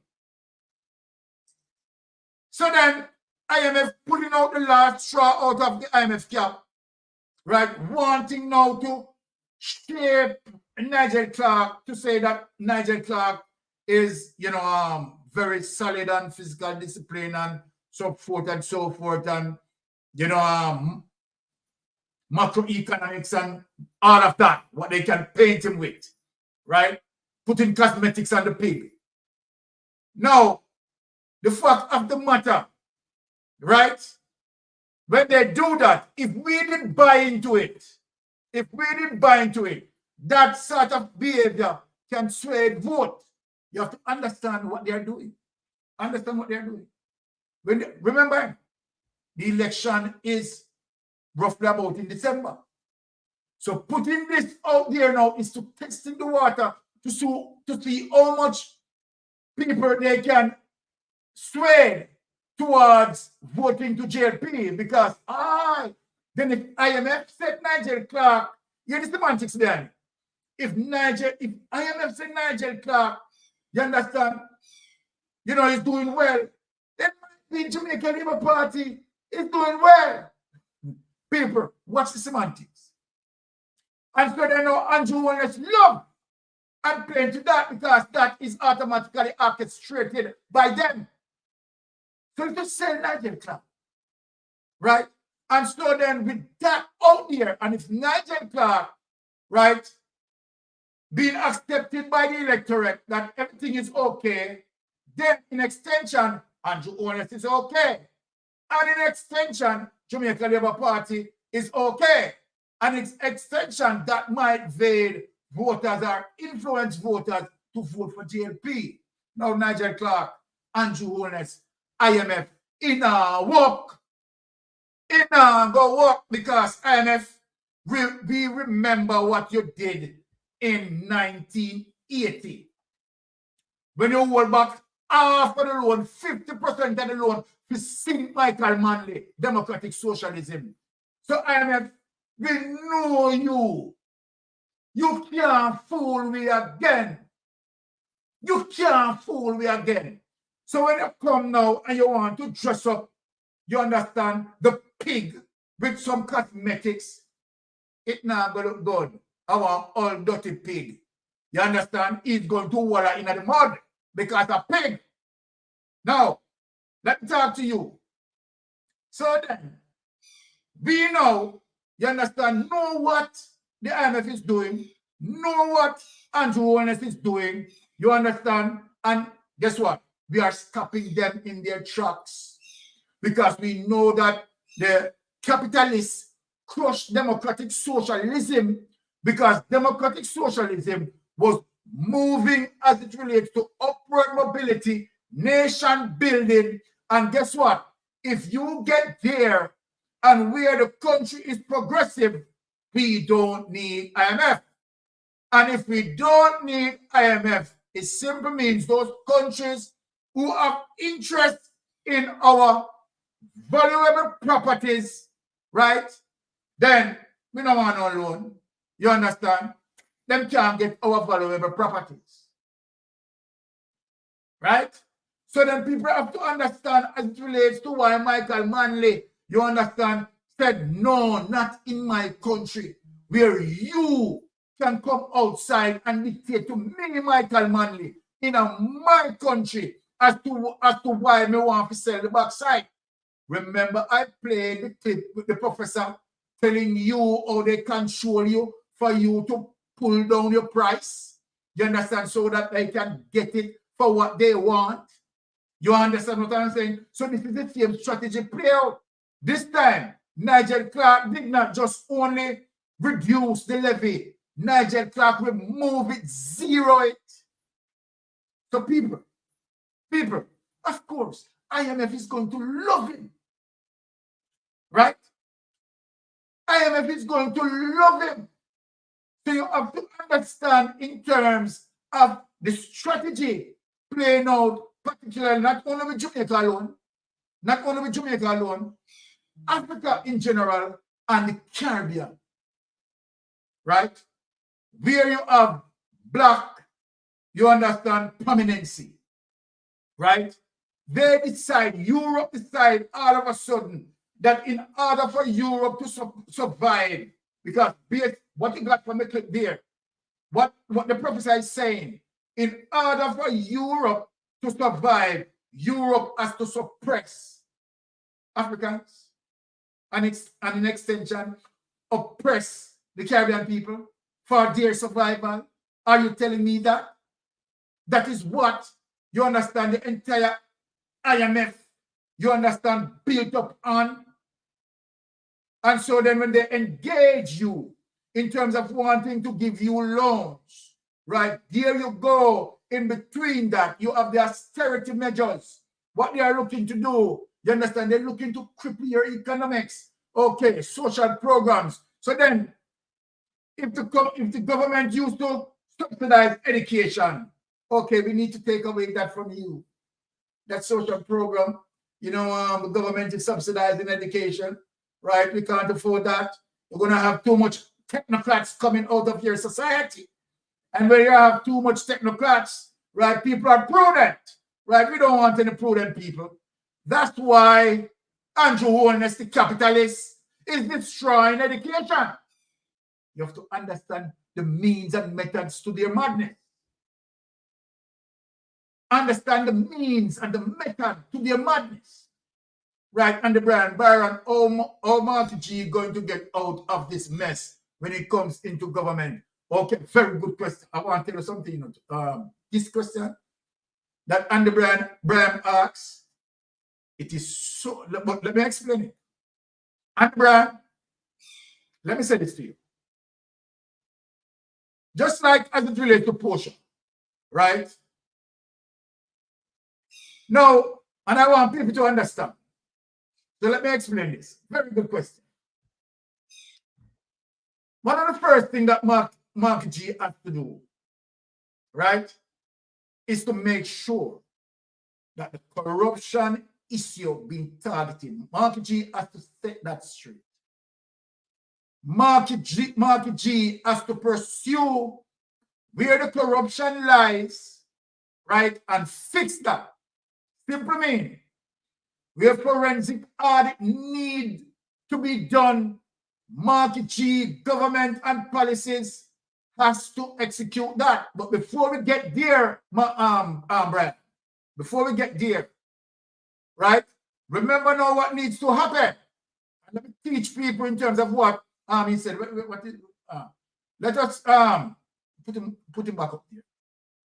Yes, Andy. Let us teach people now as it relates to how Marky G is going to accomplish it. One of the first things that we need to do, right? First thing that we need to do is to ensure that we vote in the People's National Party with a convincing win. Why that is important? So I want people to understand it. That is important because if the PNP has a convincing win, remember we have 63 members of parliament, and said that the PNP got more than what, you understand, that he can use the 2/3, right, to shape policy, right, and guided, right, certain strategy, then that is good. Now, people have to understand that if PNP win, you understand, just marginally, what you are going to have, you're going to have problem in Jamaica for the next 5 years. Serious problems. Serious problem in the sense that if Mark Golding wants to maneuver on a particular policy line, how is he going to get that done? Because the corrupt Jamaica Labour Party is not going to support that or support any form of investigation. You understand, our forensic investigation into them, because they know that it is going to be bangarang. So guess what? You are going to have stalemate. So people need to understand the policy now. So one of the first things to fix is putting Mark Golding with a convincing win. Okay, all right. Now we pass the stages. Stage one, we pass stage one. Mark Golding have a convincing win. Mark Golding now, as it relates to Parliament, you understand, and the Senate, so to speak, right? Certain policies that Mark Golding can maneuver, he can maneuver them. One of them that Mark Golding has to aim to maneuver is first, Section 53, subsection 3, that had placed a muzzle clause on the Integrity Commission investigators. Free them up. Free them up. So when Mark Golding make that move, right? Free them up. Then, of course, things now can be revealed, and certain policies that go against them to muzzle them, that they can't speak out or do certain things, that will have to tear off. So now we are looking on a way, you understand, where we start to penetrate their corruption. Now, if that being fixed, now under a PNP government, right, as it relates to the DPP, right, we know, sir, Paul Llewellyn now get back in there, so Paul Llewellyn, if you listen, let me tell you this. You know, put back your foot in on that. Yeah, I tell you. Because you have the SSL case that fraud had completed, and you sit on that. You sit on that. You understand? And the best weapon that you want to utilize is statute of limitation. You understand? To get off, you understand, the Jamaica Labour Party corruptors, the status, and protect the status quo of corruption. But if me and Marky G, if I was Marky G, you understand, I would have investigators looking into your financial accounts and to see if your income, you understand, much as it relates to what you have and your wealth, UDPP, Paul Llewellyn. I would encourage man to get investigators to look into, yeah, man, some of your accounts, you understand, the transactions, to make sure that you are in line. Why the reason why everything that the Jamaican Labour Party do you want to cover? Are you getting a benefit? Me not say you get benefit. You know? I'm asking a question. I didn't say you're getting benefit. I'm asking a question. I am making a suggestion as it relates to if I were Mark Golden, me, Mystic Sensation, then look in your account every transaction because you have to give account for your wealth. So you are peeping at that. Now, having said that, now, of course, one of the things what we want to focus on when we are dealing with corruption as it relates to PNP getting power is to take a look at the KSMAC. Oh, remember that Juliet Owners breach building codes, building guidelines, building permits. We want to see how that goes. Yeah? So then Marty G now would have to prepare a budget as it relates to KSMAC and some forensic audit to be done. I've heard persons, being curious to say as to why Squaby don't start investigating, what needs to be investigated. It doesn't work like that, right? A budget has to be prepared. Do you believe that the Jamaican Labour Party is going to prepare a budget, you understand, for Swaby to investigate them? Nah, go happen. It's not going to happen.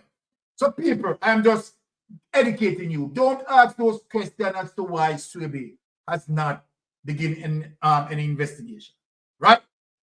He has to operate on a budget.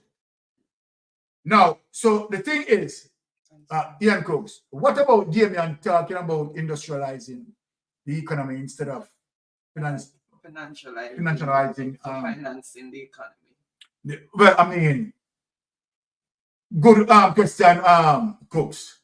I mean, it goes back as it relates to industrializing, right?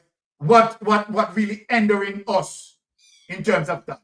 Obviously, the high cost of energy. So it goes back now. That question now goes back to GAPS. You understand high cost of energy. You understand that handicap us.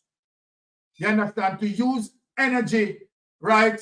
At a low cost so that we can produce and manufacture. Hold on. What he's saying is Yes. talking about industrializing. So he's basically saying instead of talking about industrializing, Damien should be talking about financing. But how can you finance something when you're not producing to make the money to finance it? Because you have to produce. Because exactly. I don't understand what he's saying there. Because industrialization would be the correct way to go because we need to produce. We need to produce. So that we can make the money so that we don't have to keep borrowing. Yes. So that's what Damien is saying. Okay. So then you remember, my wife is not only a nurse, You understand? Yes, we run finance too. So now, so then that is where we want to go as it relates to get into dealing with, you understand, the Jamaican Labour Party corruption, because the corruption is obvious. The corruption is apparently clear. You understand? They are not hiding and doing it. Now, last week I spoke about, right, as it relates to the illicit aid, right? Under Andrew Holness, if Andrew Holness to have his way, you will never hear anything about the illicit aid. But now, as it relates, because I just spoke with Patricia, I have not read that document that she was talking about in terms of the PSOJ, right, that now becomes a concern to the PSOJ. And if that now becomes a concern to the PSOJ, obviously, you understand, it's a good move. It's a good look that the PSOJ need to apply pressure. I know for a fact, right, that donors are concerned about the illicit aid, which is going to affect the Jamaican Labour Party, right? Because donors are saying that they are not going to donate unless they know the illicit aid, and rightly so. But again, we know that Andrew Holness is narcissistic. Andrew Holness is not listening to none of that. particularly if, right? If, I said if, right? It's a situation where him and his wife involved as it relates to be in the illicit act. So Andrew Holness is not going to listen to either what the PSOJ is saying. You understand? You're going to find ways and means to spin it. And look, people, look, remember, you know, look, Andrew Holness has been trying to spin this thing from 2021. It is very simple. Now, just look, people. Mark Golding, let us look at Mark Golding. Mark Golding 2021, 2022, 2023, statutory declaration, right? Being submitted and approved, right? Certified by the Integrity Commission, right? Investigators. Certified. You are going to tell me that the Prime Minister of Jamaica, people, I wonder if you understand the seriousness of this. Nowhere in the Caribbean or in a modern democracy where you have the Prime Minister going 3 years. You understand? I want to skillfully spin it to say it is the Integrity Commission investigators holding up the progress to certify the statutory declaration. And when you hear some Jamaica Labour Party vloggers who are saying that it is the Integrity Commission is holding up the progress, like seriously? How the Integrity Commission investigators are holding up the process where you submitted your statutory declaration, but what you submitted, right, it is not matching up as it relates to your income. Your wealth is not matching up to your income.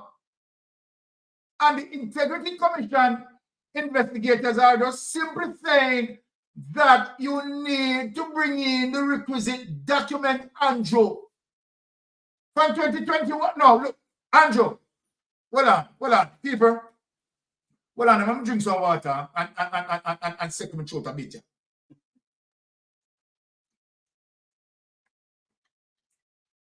Let me set my throat a bit. Right? I don't want to lose my chin at all. Neither. Now, Andrew, come here. So, Mark Golding, who is the opposition, right, submitted all the statutory declaration and all of them being certified. Whatever Mark Golding put on his statutory declaration, being investigated, the documents that need to, whatever documents that need to certify Mark Golding documents, Mark Golding brought all of them in and everything okay. Right off, everything good. Right? The opposition leader is good and okay. Now I'm going to come to you now, Andrew. You submit a statutory declaration from 2021 that obviously the Integrity Commission investigators have the problem in having that certified. I'm not even talking about the 2022 and 2023 now. Now I talk about your 2021 statutory declaration. Now, let me say this. Let me say this to the people. 2021, you submit total assets to be $171 million. But we want the people that know to be fair.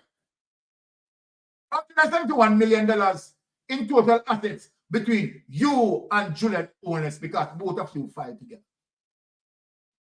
Let me ask the question. Juliet Holness started a development in 2012, right? And started out that development roughly about $23 million in 2012 when that development started as it relates to $23 million. We are talking now, people. So time progressed, costs went up, and Juliet Holness still building the project with costs that increase and all of the expenses that you spend. Now, Remember, it is Juliet Owens who brought a lady in court, you know, and told the court that her $800 million project, right, is in problem because of a road issue. Now, let us be fair. Remember, Juliet Owens and Andrew Owens fight together. So then if that is so, and Juliet Owens, the cost of her development, and the brand said, great, so we have to vote, and that's definitely what we are going to do. Thank you, Brian. So then if that is so, right, and Juliet Owens, right, brought someone in court in 2022 talking about her development that cost $800 million. So then let me ask Andrew Owens a question. Andrew, where is that on your statutory declaration that is submitted? Where is that? So that means you obviously lied. The people of Jamaica need to hear the truth, and PSOJ need to hear the truth. You obviously lie. You obviously lie. Because the true worth is not $171 million.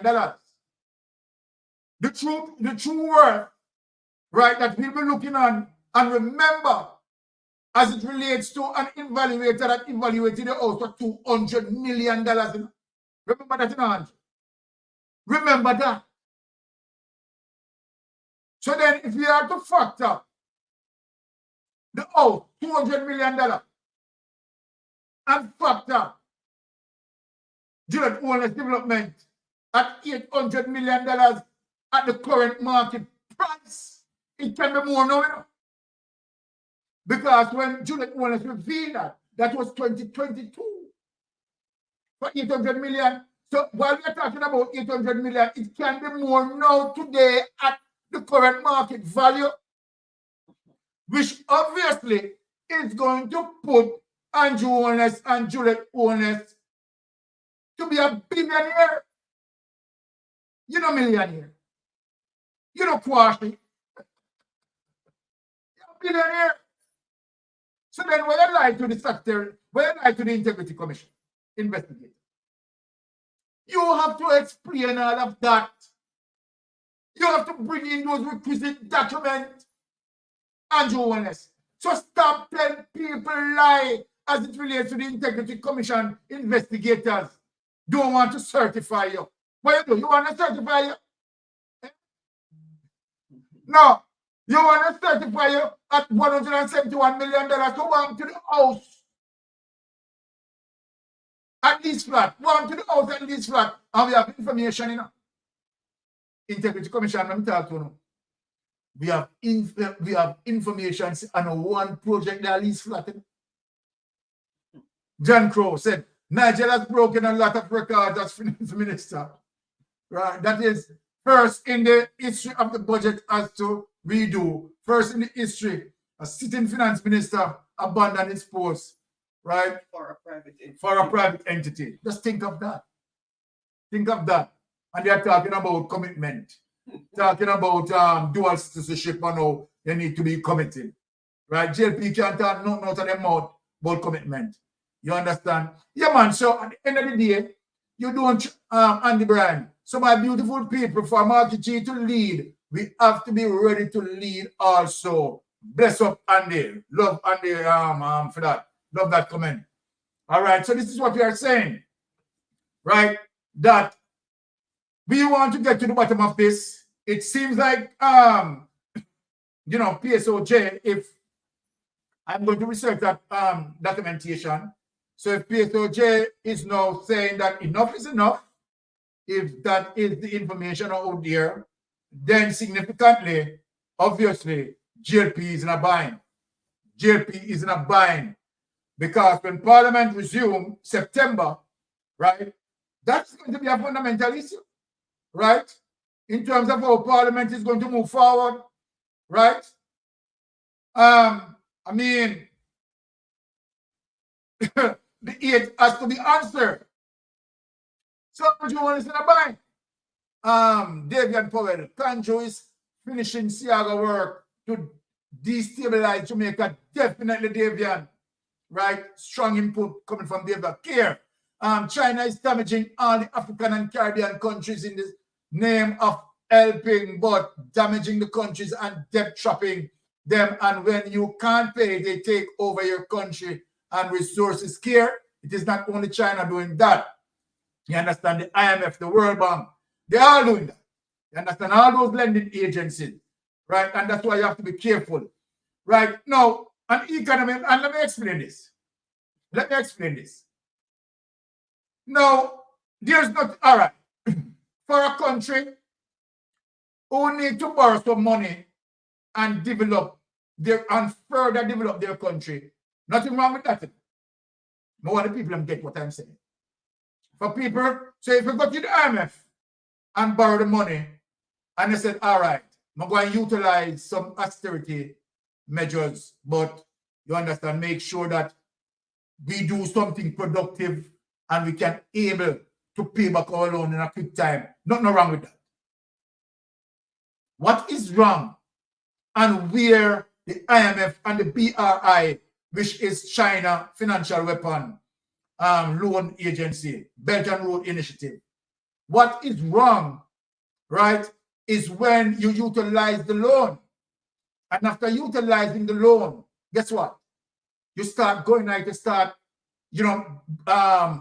breaching all sort of procurement guidelines, doing this and all sort of things, and then corruption take 1.7 trillion away. You understand? From that, you understand? So then it crippled the country, right, to pay back the loan. And plus, when the country is weak in terms of suffering from high energy costs, it's a problem. And where you have the country now only is importing more than how they're exporting. What that tells you that there is a manufacturing problem there. There's a production problem right then and there. What it means, the country is not producing as much to pay down their loans, and that's why Nigel Clark is only servicing the loan. He can't pay it down. So we want people to understand, right? So we can't be continuing to servicing our loan. But here the true problem, where the true problem lies. The true problem lies for Jamaica is with JPS. So the government has to look at that as it relates to high energy costs, which is going to hinder, right? Say you have a private, say they have a private entity want to do some investment in Jamaica, some manufacturing business. What is going to happen is that that business, you understand, might be a serious problem in terms of, reaching their profit line. Why? No, you're talking about over its costs from the high electricity, from JPS. That now, as it relates to their expense account, that is huge. That is huge. Well, it is the same problem that Jamaica is experiencing, right? Jamaica need to go renewable energy. Immediately, if Jamaica should go renewable energy, PSAJ is not in the best interest of Jamaica people. Yeah, I would agree with Tony, right? I would agree with Tony. Now, if set for the next 2 years that we could, leave fossil and go renewable energy, and it is just easy talking because it is not that easy, right? Because remember that we have JPS monopoly, right? We have certain policy positions and so forth that you have to deal with and certain things. So it's just not that easy in terms of me speaking. But for argument's sake, that we leave fossil fuel and go renewable energy, what that will do will automatically, as it relates to the middle class, because in every country, right, the pressure is on the middle class back. It is the middle class that paid most of the tax, right, in any democratic, country and another country, whether democratic or whatever. The brunt of the pressure go on the back of the middle class, right? Because they are the working engine, they are the working heart of the economy. They pay the taxes, right? And so then, if you switch from fossil to renewable energy, what that will do is to increase what we call purchasing power within the middle class, right? And so then when you have the purchasing power in the middle class, it's a good thing, right? Because, of course, the middle class can buy more stuff what they can buy, right? So that now is a good thing. Also, now the government can look forward in terms of manufacturing certain things, you understand, and manufacturing them, you understand, cheaply as opposed to expensive, right? Now that is a problem.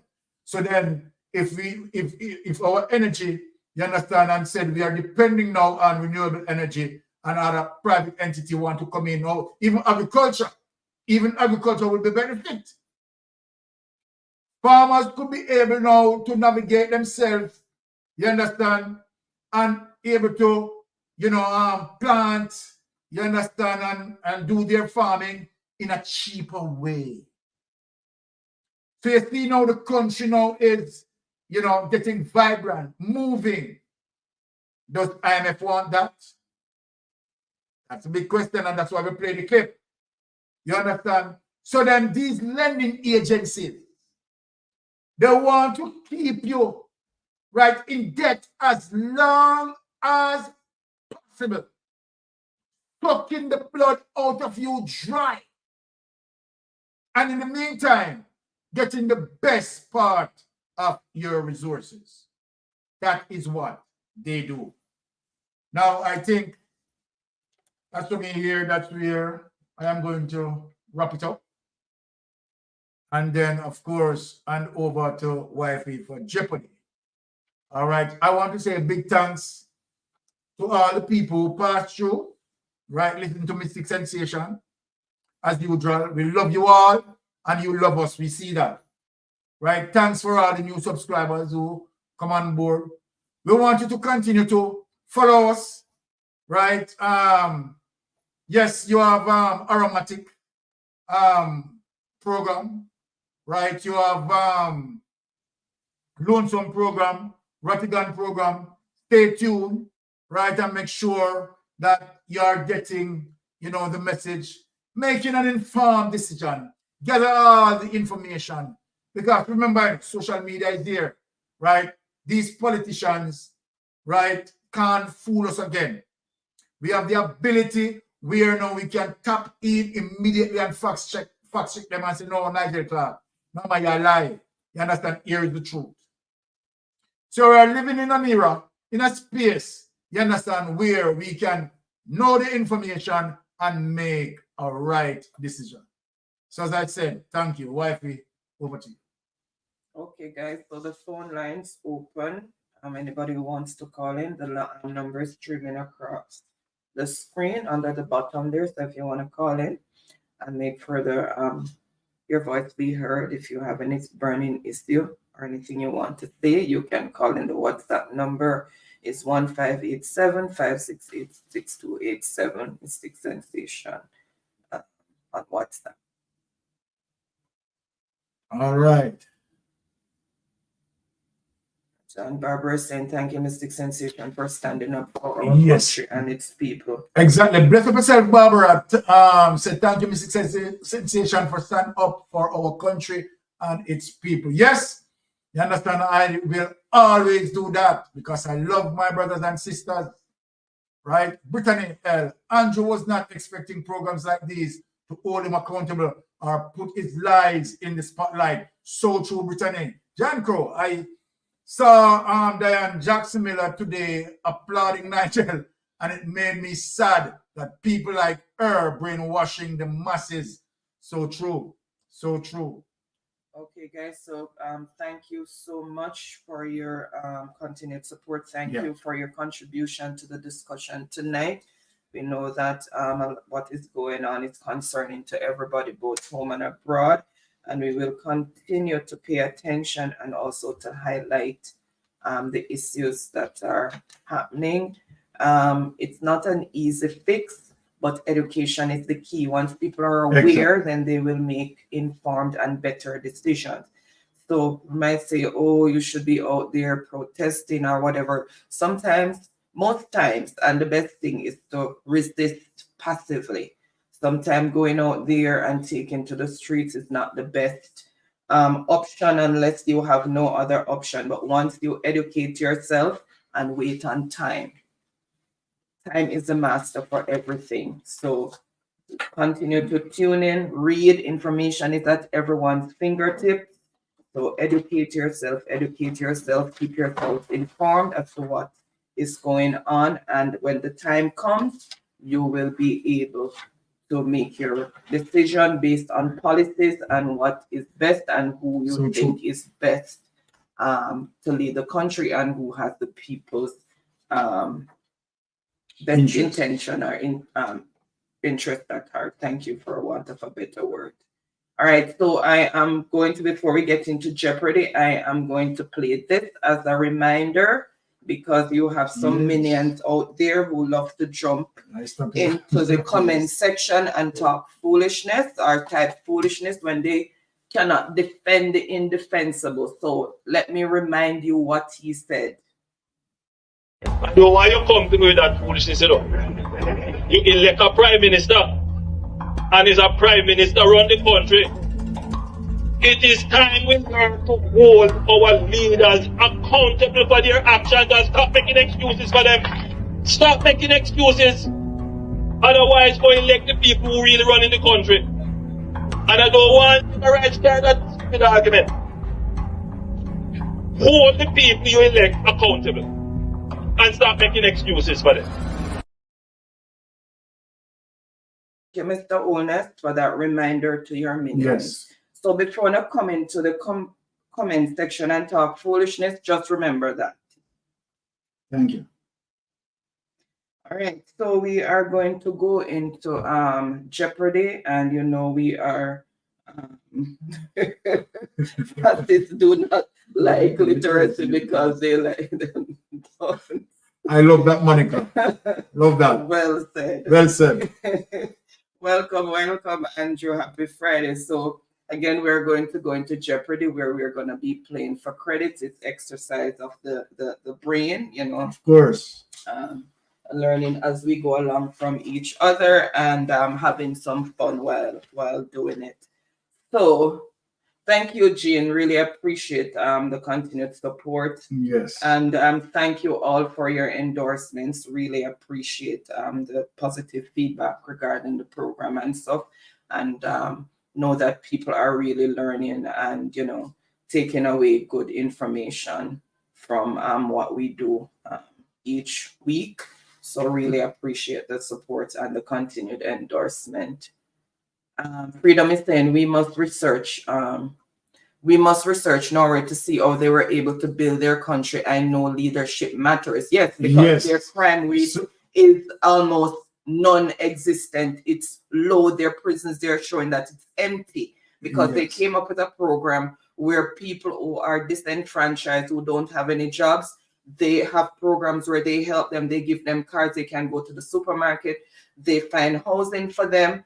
And they make sure that they are monitored to make sure they keep on the right track. And they make sure that they're educating their people so that, you know, they can continue to sustain themselves once they have graduated from the programs that they have. So, yeah, they have a good system. Good system, solid system. Right. Thank you for that, Freedom. Barbara is saying, Baron, I love the knowledge you have. Very, very important. Yes, thank you, Barbara. Really appreciate it. Carrie saying, Jamaica need to export fruits, vegetables, beef, chicken, mangoes to pay off their debt and start exporting marijuana, legalize and keep out the big man and allow the Rastafarians and small man. I agree with that. I agree with that. I agree with what Carrie said because that's supposed to happen. You understand? Yeah. We have Monica, very informative, Mystic. Thank you.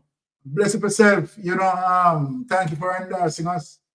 Love that. Reggae is saying, Reggae. and I listen very intensively and a lot, and learn a lot from you, Bear. Thank you, Reggae Girl. Appreciate that. And Davian is saying true. And welcome, Quiet. Bless up yourself, Davian. And Lisa Woods is saying, thanks for the information. You've done your research. I love your programs. Thank you, Lisa. Appreciate that. All right, so let's start Jeopardy. So we are, let me just go and show the template. So as I said, we're playing for credit, Digicel, or Flow, and the person with the most points get $1,000 credit, Digicel or Flow. 4 runners up will get $500 Jamaican each, $500 credit Jamaican each, Digicel or Flow. So the questions will be in the form of a statement. You answer in the form of a question. So if it's a place or thing, so if it's a place or thing, then it is what is. And if it's the name of a person, then it's who is, and then the answer. Because the grammatical errors, fingers too big, I know. So I go to the keyboard sometimes. All right, so let me take away the logo so that you can see the categories for tonight. So I tried to mix it up a bit. Tonight we have Jamaican riddles, science, countries and capitals, reggae music, and mathematics. Reggae Girl said, Andrew, I hope you're not participating in tonight's quiz. I'm still looking for the number for you to send, Reggae Girl. Well, whenever you have a number to send, you can send it on the WhatsApp number. The credit will always be there waiting until you have identified someone to give it to, or what you want to do with it. Welcome, Samani. Happy Friday. Busy day for I respect Mystic. Respect and one love, Samani. All right. So Don Mel is throwing out riddles for 300. So we are going to start.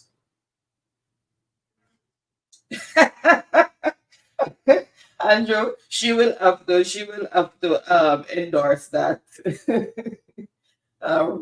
So 300 for riddles. So a man who was outside in the rain without an umbrella or hat didn't get a single hair on his head wet. Why? So a man who was outside in the rain without an umbrella or hat didn't get a single hair on his head wet. Why? Oh.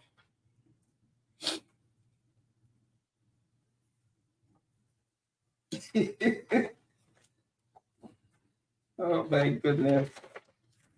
Just looking at your response there, Chuck Live.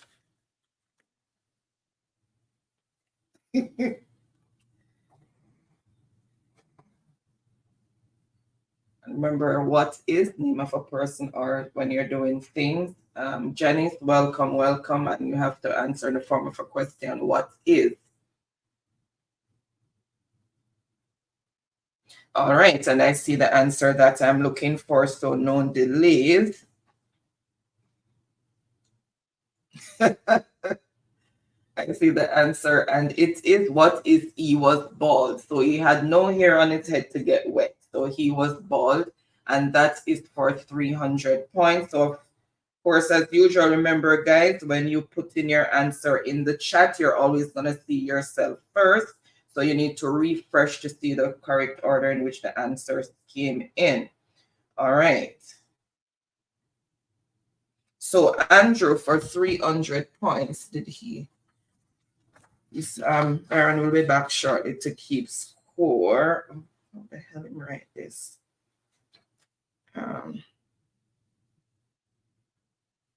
So 300.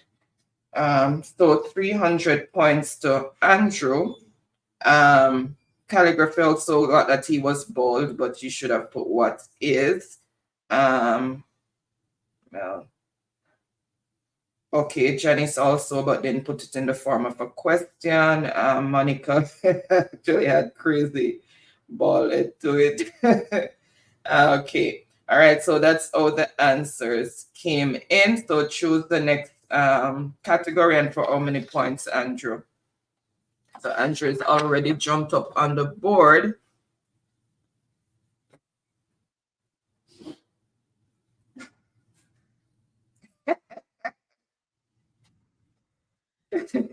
Andrew, people in the chat so that they were helping you.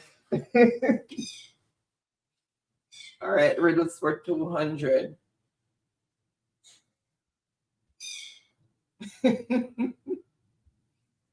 All right, so we're doing riddles for 200. You can break it even if you never pick it up or touch it. You can break it even if you never picked it up or touched it. So what can you break without even picking it up or touching it?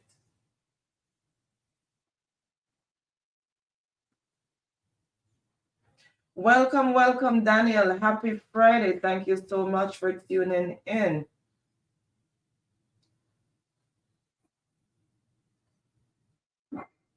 Welcome, Sonia. Happy Friday.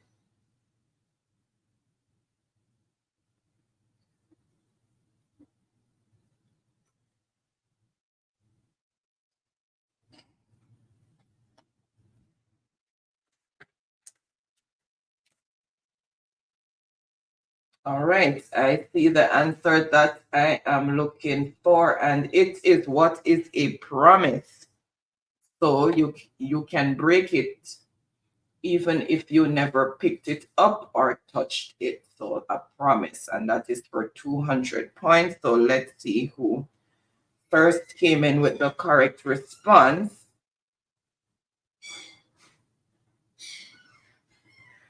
Let's see where it started from. It started from there. So Truck Life for 200 points. So Truck Life is now on the board. And 200 points. All right, so Truck Life, choose the next category and for how many points. And I look to see who else came in with the correct response. Andrew also. Yes, Daniel. Good to see you. Brittany also got that. I think Andrew, Daniel came in with it as well. Yes, he's telling you to go watch game. All right, Florence also came in with the correct response. All right, so Truck Life is saying riddles for 400, so we're keeping it riddles. And this is a double score answer that came up early. So you can keep it after giving it to someone. You can keep it after giving it to someone. What is it? So you can keep it after giving it to someone. So what can you keep after, even after you've given it away?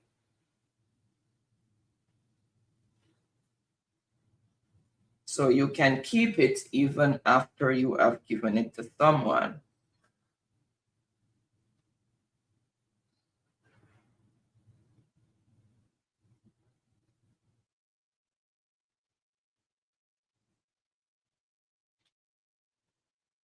Janice, welcome, welcome. Happy Friday. I can't remember if I'd welcome you, so let me do it again just in case I didn't.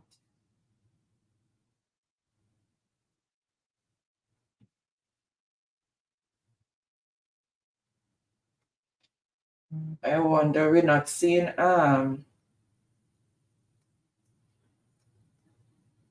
AKA Oreo cheesecake, AKA Baga Baga. It's not here yet. All right, I see the answer that I am looking for, and it is what is your word? So you can keep it even after you've given it to someone. So you give someone your word, you keep it. You keep your word. All right, so that is 400 points, and then whoever gets that 400 points, if it's added to a previous score, then the overall score is gonna be doubled. All right, so let's see who first came in with the correct response. So if it's your first score, then it's gonna be doubled for 800. All right. Andrew, what is your word? Then Sonia, okay, that's all the answers came in. So Andrew, 400 points added, and that is 700, and then it's gonna be doubled. So 1400.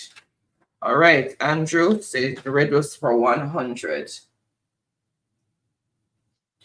Whose bed is always wet? Everybody run out. Whose bed is always wet? Everybody run out at that one. And that's for 100 points.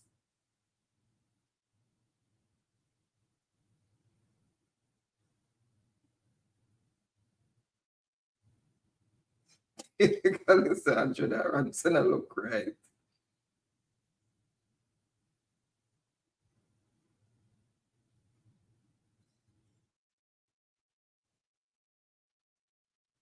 Oops, nope. Andrew, I have to take that back because it wasn't correctly spelled. So I'm sorry, I have to take that back. I'm just looking back at it. So that is going to go to Sonia. So Sonia with 800 points. Sorry. So Sonia with 800 points. And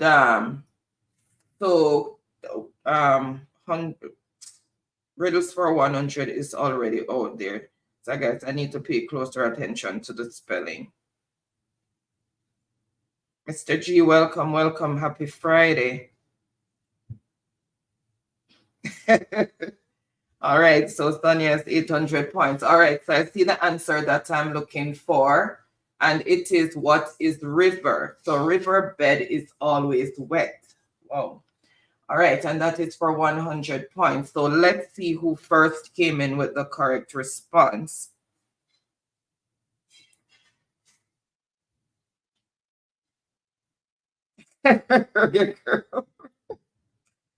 Oh my goodness. Okay, Brittany. So Brittany came in with the correct response. What is river? Then Daniel, Truck Life, Monica, and that's all the answers came in, and also Florence. So Brittany for 100. All right, so Brittany, choose the next category and for how many points?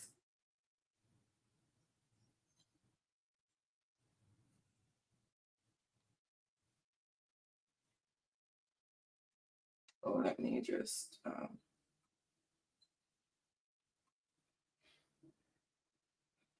okay, so science for 100, changing it up a bit.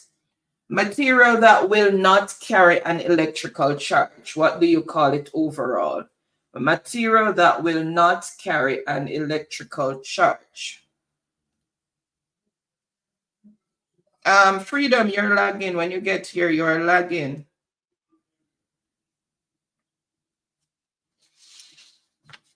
So, material that will not carry an electrical charge. Not is the operative word. Pay attention. Not carry.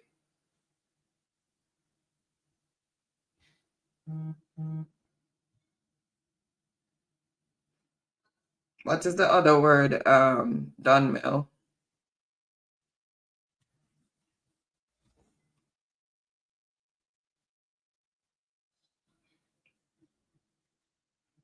I want the operative word for it, the one word that describes it all. I don't want it to list items that will not carry. I want you to put it in the collective term. That's the better word I'm looking for, a collective term. for material that will not carry an electrical charge, the collective term.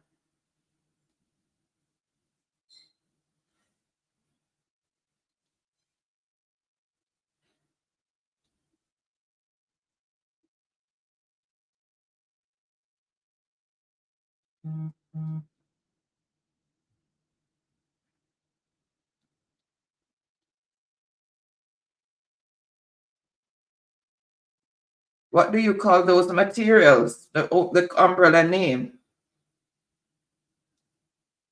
Okay, I finally see it coming up.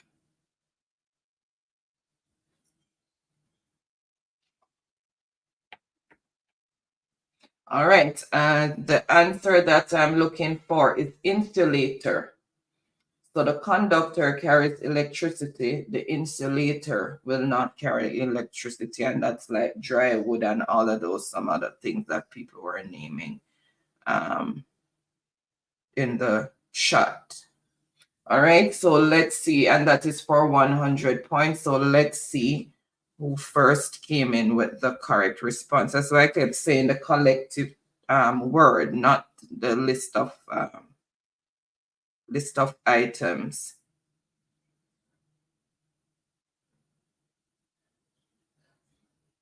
Let me see. All right, Andrew. Let me look at the spelling. Okay, so that is for 100 points to Andrew.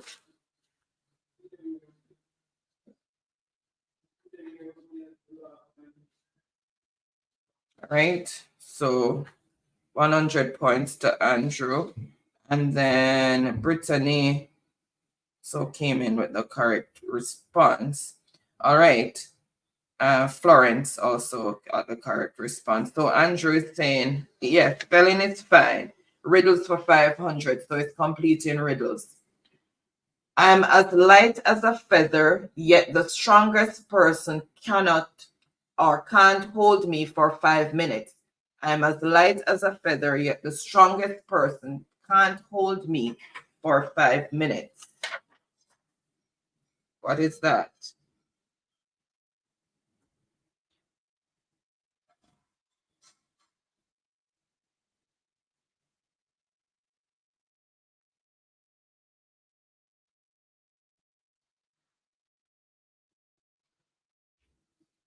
All right, I see the answer, known delays, and what is your breath? So you can't hold your breath for any long period of time. No matter how big and strong you are, you cannot hold your breath for any lengthy period of time.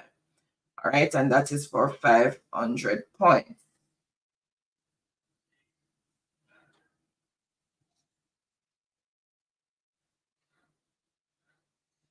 All right. So Andrew, breath. What is the breath? Same thing, breath. So that is 500 points to Andrew. So 900. So the score is Andrew 900 points, Sonia 800, Truck Life 200, and Brittany is at 100 points. So Andrew, choose the next category. Okay, it's already on that. Donmel also got breath. All right, so science for 200. Number of bones in the human body. How many bones total is in the human body? I messed up the paper. You messed up the paper? Let me bring it down. Okay. Number of bones in the human body. Oh no, I want this pen. Take this one. Number of bones in the human body.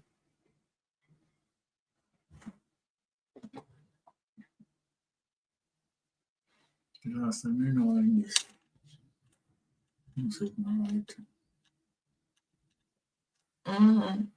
Learning took place that you went to get in the science class. Okay. You weren't sure. The teacher would be very proud. All right, I see the answer that I am looking for, and it is what is 206 bones total that is in the human body. and that is for 200 points. So let's see who came in with the correct response. All right. Andrew on fire tonight. He make sure my script all him can before, aka cheese Oreo come. Seriously? No, what is it? Oreo cheesecake and baga. Okay. So Andrew, you need to add Andrew's point, 200 200 for Andrew? to Andrew. And then Sonia also got 206. Brittany, Creative Minds. Hush reggae girl, the race is not for the swift, but who can end. No. Andrew today, and she said I must disqualify Andrew. And Jara also came in with 206. All right, so the score and it is Brittany on 100 points, Truck Life 200 points, Sonia 800 points, and Andrew 1,100 points. So Andrew is saying science for 300. Andrew was like you too, reggae girl. All right. The concept of gravity was discovered by this famous physicist. The concept of gravity was discovered by this famous physicist. That is for 300. Ricardo. Can I hear me say aka Oreo cheesecake? Baga. Remember, in for the name of a person, you have to put who is and then the answer. Boy, listen, Lean, I'll be sitting down. Say Lean, I'll be sitting down. Lean up to something, man. What? Yes. Look where you put it in there. 1, 2, 3, 4. But look where you put it. Under the number. No, I thought you were just gonna put 1, 2, 3, 4 at the top. Okay. I don't know what's in your thought. Me see you put the numbers in there, so. All right, and I see the answer that I am looking for, and who is Isaac Newton. You don't have to have this. Who is Isaac Newton? And that is for 300 points. So let's see who picked up those 300 points. Andrew, for 300 points, Creative Mind started but didn't finish strongly at all. Forgot who is, and then keyboard messed him up. Truck Life, remember person is who is. Then Brittany, Sonia, Calligraphy, Daniel. The girl said no, sir. You really need to develop Olympic fingers. All right.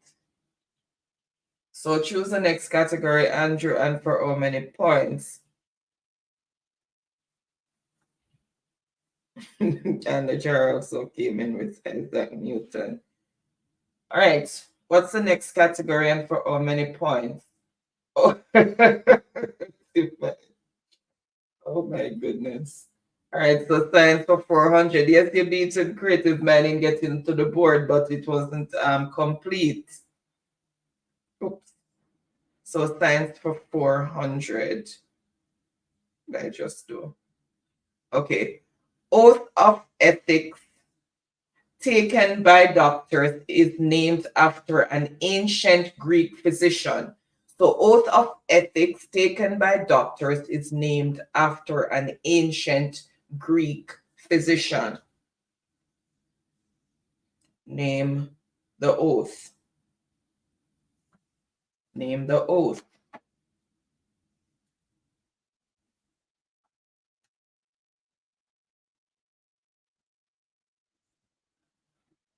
Remember, you have to answer in the form of a question. It is what is, if it's the place or thing, and it is who is, if it's the name of a person.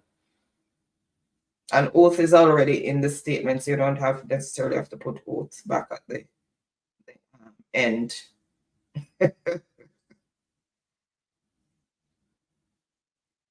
All right, I see the answer that I am looking for, and it is what is the Hippocratic Oath, where you swear to do no harm, right? So that is for 400 points. So let's see who picked up those 400 points.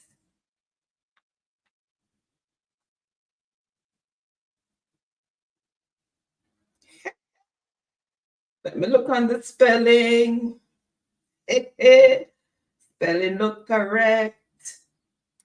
Monica is on the board with 400 points.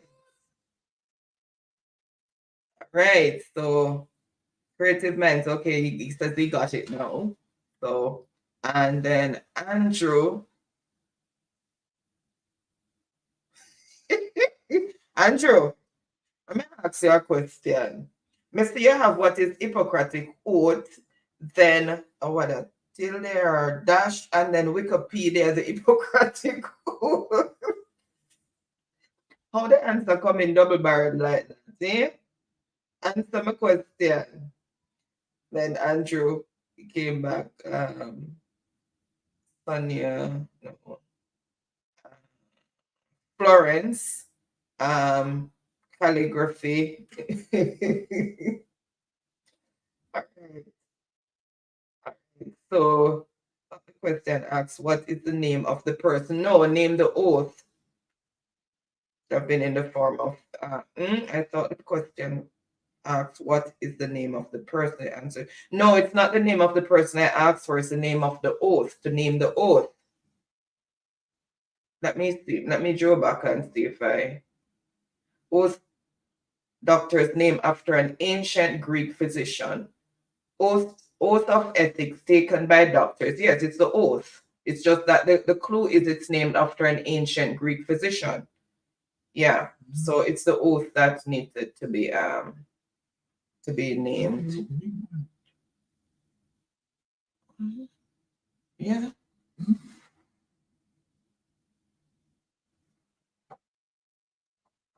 Man, I guess more people. Oh, and send you the pictures. Oh, okay. All right. So choose the next category and for how many points, Monica? Oh, sorry if the question wasn't clear.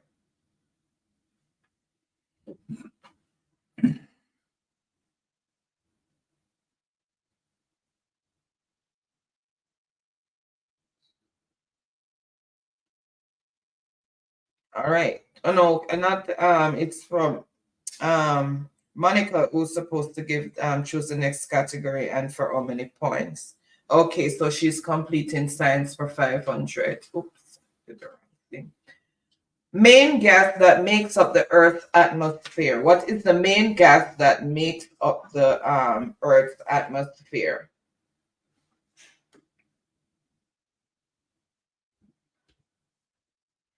Main gas that makes up the Earth's atmosphere.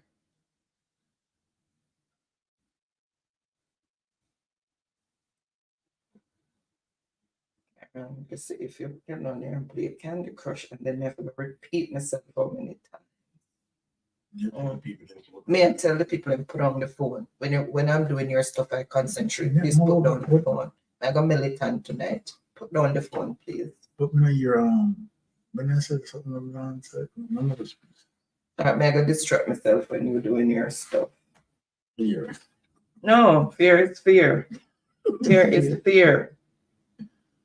And then I have to repeat myself how many times because you're not paying attention. May I talk up the things them tonight? I need to hold you accountable.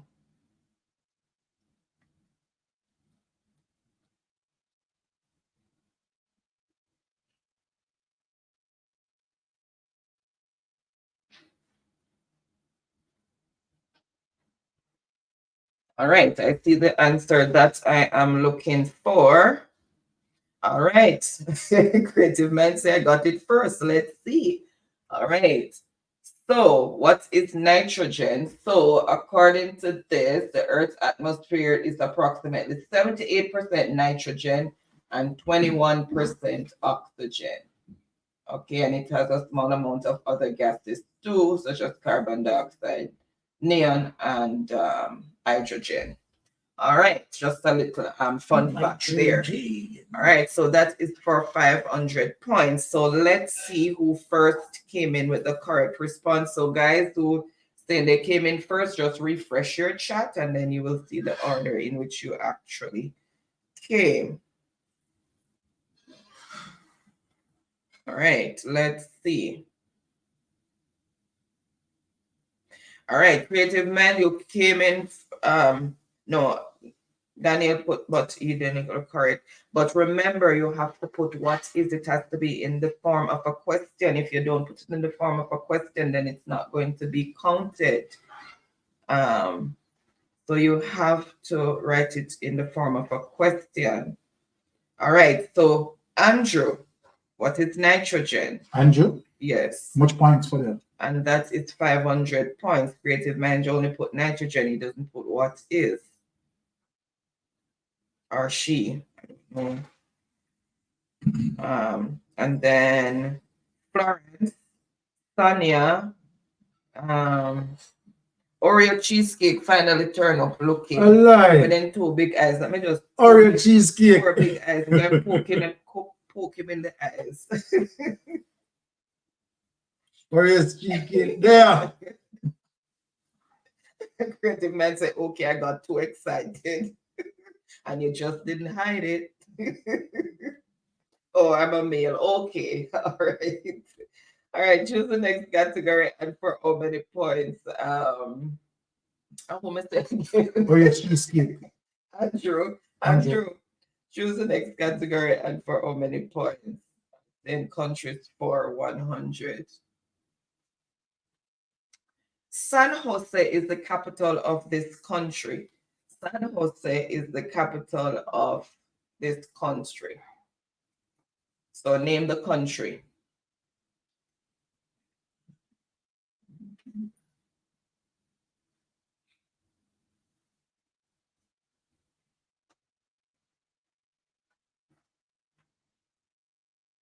Mr. Horton. Don't let me have to take the phone from you, no, boss. Yeah, Mama. Please put it down. Please and thank you. All right. I give you my undivided attention when it's your turn. So please do the same for me. Thank you very much. Okay, Mama.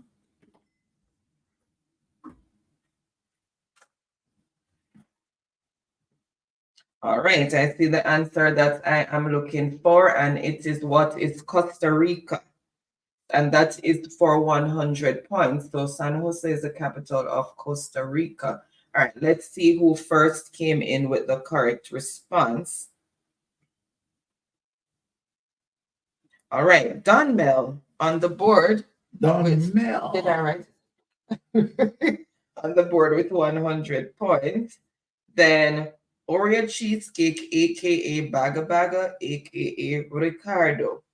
Then Florence, Brittany, Rafe also came in with Costa Rica.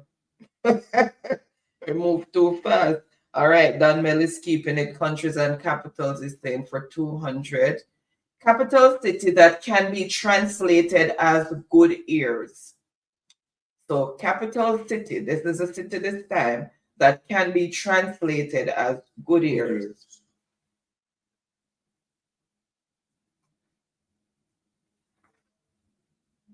Capital city that can be translated as good ears.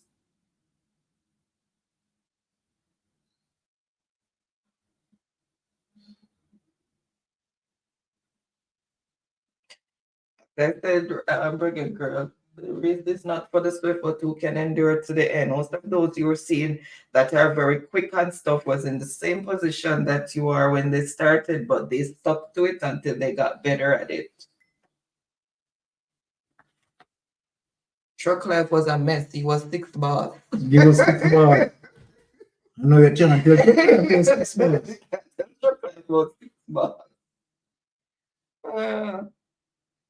This was a mess. Andrew was a mess when he just started too. Andrew was the same team, can't win anything. All right. I see the answer that I am looking for, and it is what is Buenos Aires. Buenos Aires, translate good air. It's the Spanish, the English. And that is for 200 points. Truck Life laughing. Yeah, Andrew say, yes, I was. Yes, you were a hot mess, Andrew. All right. So let's see who first came in with the correct response. Sonia. All right. And that is for Much 200 points. So Sonia on a roll now. Then Andrew, Monica, Creative Minds, Brittany, Lynette. Here gets I'm just a regular girl. Stay with me. You're my girl on Friday. Only Friday. Oh my goodness. Girl said, Andrew, I'm your beating stick. Oh my goodness. All right, choose the next category. And Daniel is saying call the score there. Okay, the score as it is, Daniel and Brittany on 100 points. Truck Life, 200 points. Monica, 400 points. And Andrew, 1,900 points. All right, so choose the next category and for how many points? So that was Sonia.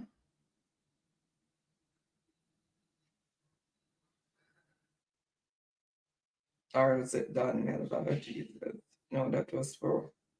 All right, choose the next category and for how many points? Yes, Sonia. Confusing my own self. Sonia, choose the next category and for how many points?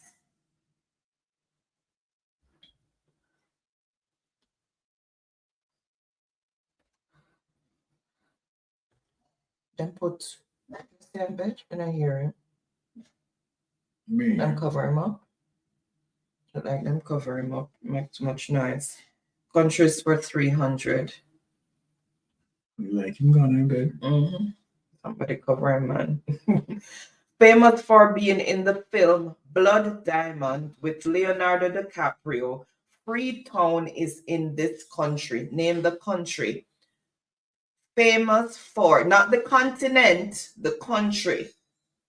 I don't want the continent. I want the country. Let me break it down. Famous for being in the film Blood Diamond with Leonardo DiCaprio, Freetown is in this country.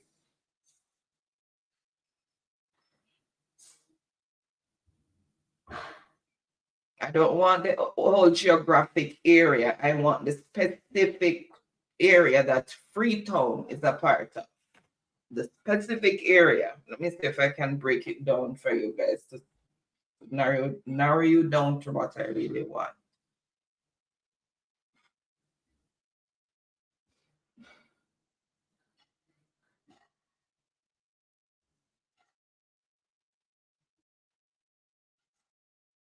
Check the spellings. Let me check the spellings. All right, I see the answer that I'm looking for. No delays. And what is Sierra Leone? So Freetown is in Sierra Leone, and that is for 300 points. So let's see who picked up those 300 points. Oops. So 300 points, and let me refresh again.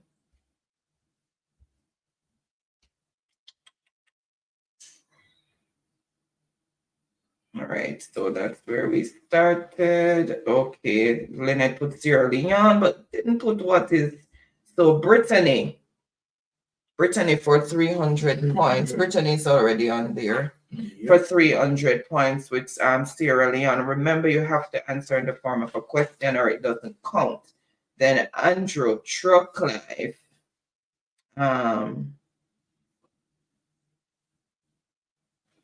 Okay, and Sonia also came in with Sierra Leone. That's so. Yeah, that was a very good movie. Yeah, which was heart-wrenching, but it was a good movie. And the score as it is also got Sierra Leone. Scare got Sierra Leone, but remember you have to put what is. Daniel on 100 points. Truck Life, 200 points. Brittany and Monica, 400 points. Tanya, 1,000 points. And Andrew, 1,900 points. Andrew, you know who Reggae Girl remind me of? Empress. She's reminded me of Empress so much. She said, here you know, with their geo class. All right, Brittany said for 500. If you are praying at the Wailing Wall, you are in this capital city. So if you are praying at the Wailing Wall, you are in this capital city. Name the capital city. Gotta say, no man, I want to keep your foot tonight. The capital city. The city.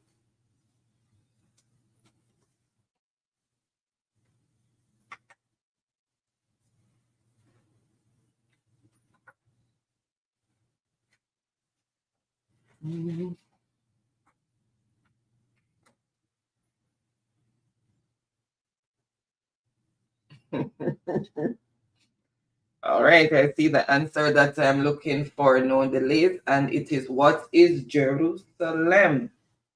So go down to Jerusalem and pray at the Wailing Wall, and that is for 500 points. So let's see who picked up those 500 points. So I am refreshing.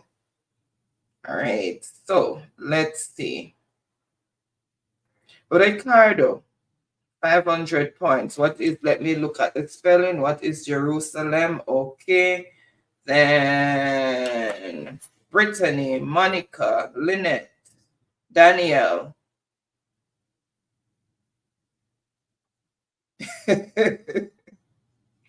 That's how the answers came in. So Ricardo run gone over math for 100. All right. Macon had 32 rocks in his rock collection. He has 4 times as many rocks as his brother. His brother have this many rocks. So Macon has 32 rocks in his collection. He has 4 times as many rocks as his brother. How many rocks does his brother have?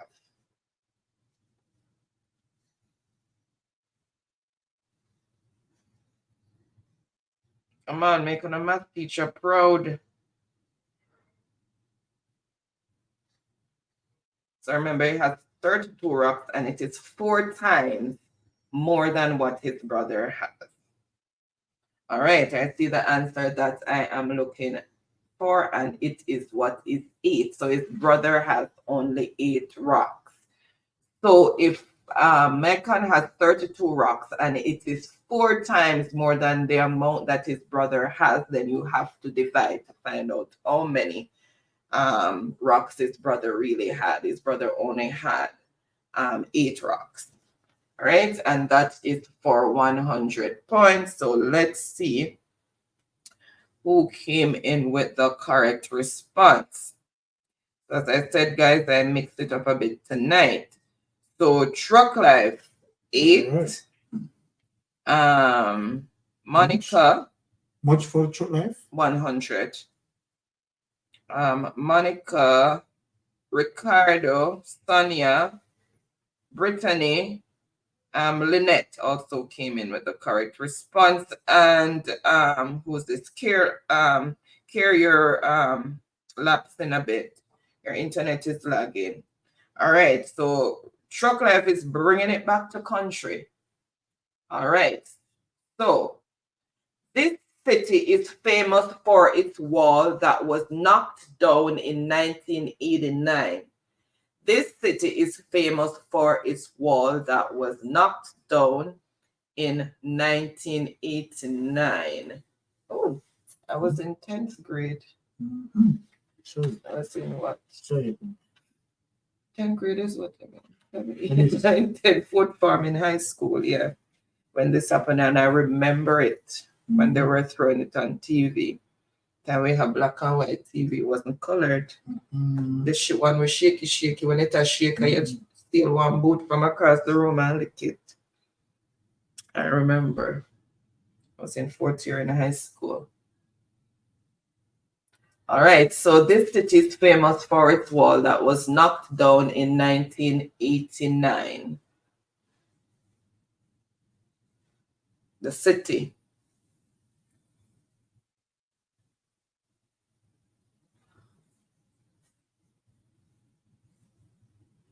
What is that? She deleted.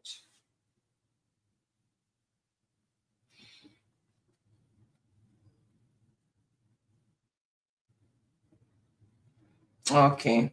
All right. So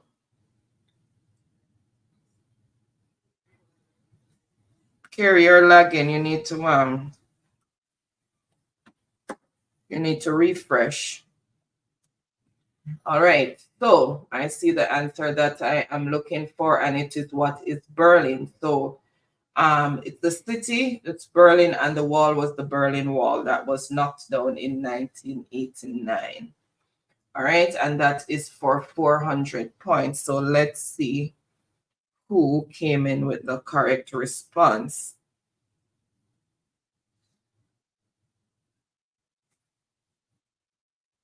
Ricardo for 400 points.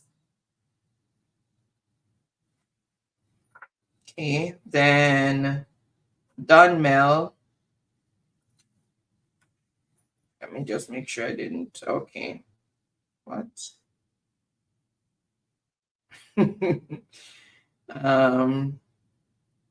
Then Andrew, Brittany, Lynette, Monica. That's how the answers came in. That's for 200. Ricardo is saying 200 for math. The length of Mel's basement is 9 times the length of a room. The length of a broom. The length of a broom is 1.5 meters. The length of the basement is. So the length of Mel's basement is 9 times the length of a broom. The length of a broom is 1.5 meters. So what is the length of the basement?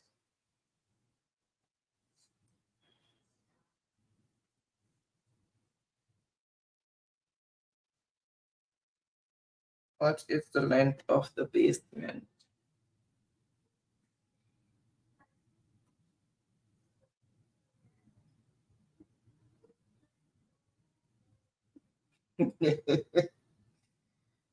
Oh my goodness. It's a dangerous chocolate. Nobody can share change you. All right, I see the answer that I am looking for. And let's reveal the answer. So it is what is 13.5 meters. So that is multiplication. 9 times 1.5 is equal to 13.5 or 13.5. So let's see who came in with the correct response.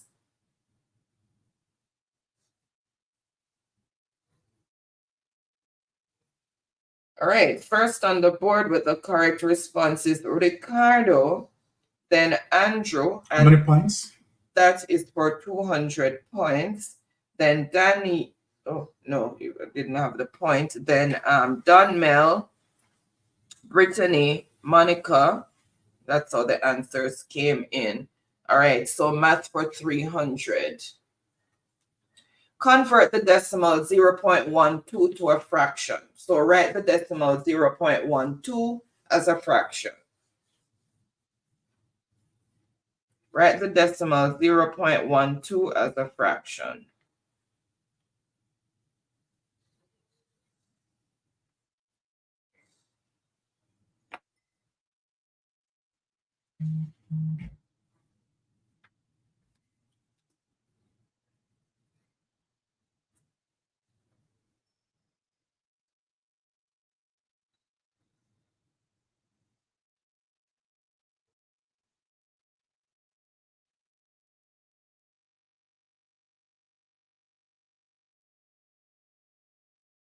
No, just it as a fraction. I don't want it to be broken down into the simplest form. I just want it to be written as a fraction without it being broken down into the simplest form. I see people breaking it down into the simplest form, but it's okay. So the answer is 12 over 100. And as I see, some people are putting 3 over 25, which they broke it down to its simplest form.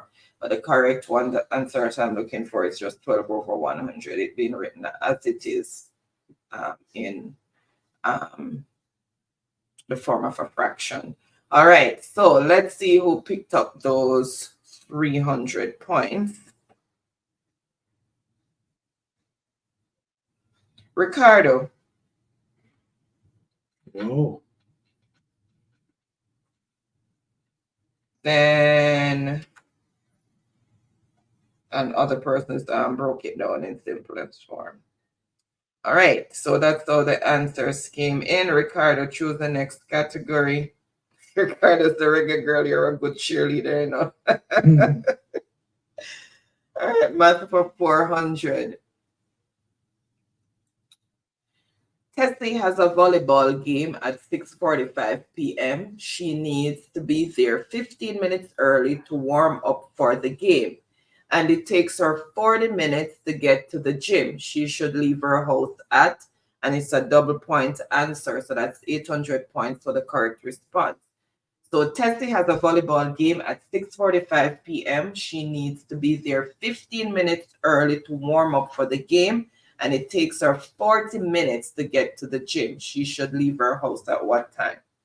Okay, and the score as it is, Donmel on 100 points, Monica and Brittany, 400 points, Shotlight, 300 points,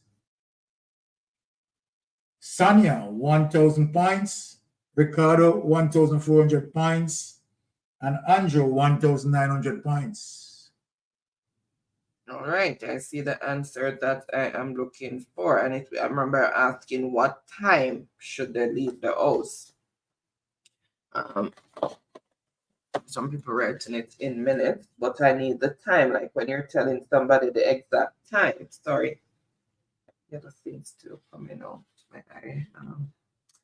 Dilated my eye today to take a foreign body out. The other things still. All right, I see the answer that I'm looking for, and it is what is 5:50 p.m. So 5:50 p.m. and that will be for 800 points. So let's see who picked up that 800 points.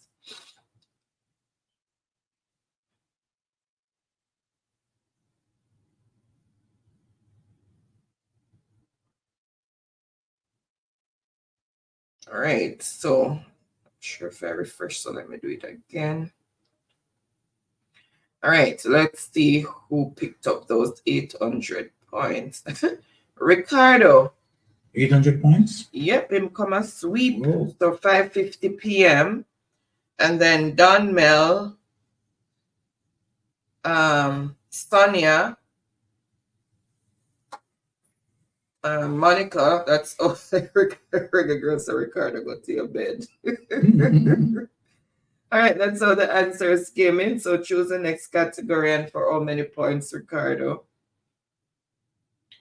So where's, Andrew. So, Andrew said, Aaron, read the score. Okay. Andrew going so Ricardo. Donmel on 100 points, Truck Life, 300 points, Brittany and Monica, 400 points, Tanya, 1,000 points, Andrew, 1,900 points, and Ricardo, 2,200 points. All right, so Ricardo is finishing up math. So math for 500. Find the missing length of the rectangle. If the perimeter is 30 meters and the width is 11 meters, what is the length? So find the missing length of the rectangle. If the perimeter is 30 meters, which is the distance around it, and the width is 11 meters, what is the length? I gave you the width. Please tell me the length. If you remember how you work out perimeter of a rectangle, then you should be okay. I have already given you the total perimeter and I've given you the width. I now need you to find the length.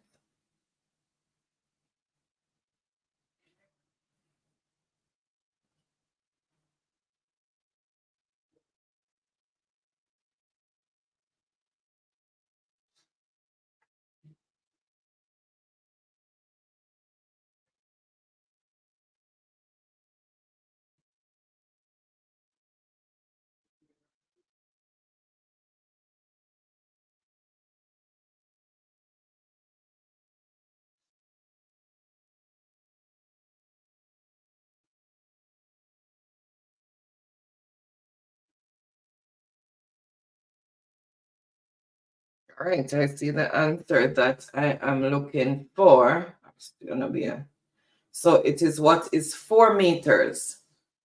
So remember, you add to get the perimeter of the rectangle. So, and each long side is going to add up to the same. Each short side is going to add up to the same, although, yeah. So if you have 30 meters and I tell you the width is 11, so you're going to know that the other side on the width is also 11 because the sides are equal. And then the length, so you know that's 22, 11 plus 11, 22. So you have 8 left. That's how I work. Other people can write their X and work it out the long way. This is just my short way of reasoning it out. And then what is left is 8. So if you have 2 sides and both sides are equal, then each side has to be 4. Yeah. That's how me reason it out the short way. All right, with all the X and bring this down. That's too long and bothersome. Brain boggling. All right, and that is for 500 points. I need my glasses. All right, so this is where the controversy comes in now because I had it in meters. So let me see who first came in with the correct response. All right, so I have refreshed. Oh, it said it got distracted. All right, so it started there. Let me go down and see if I'm seeing if there's any.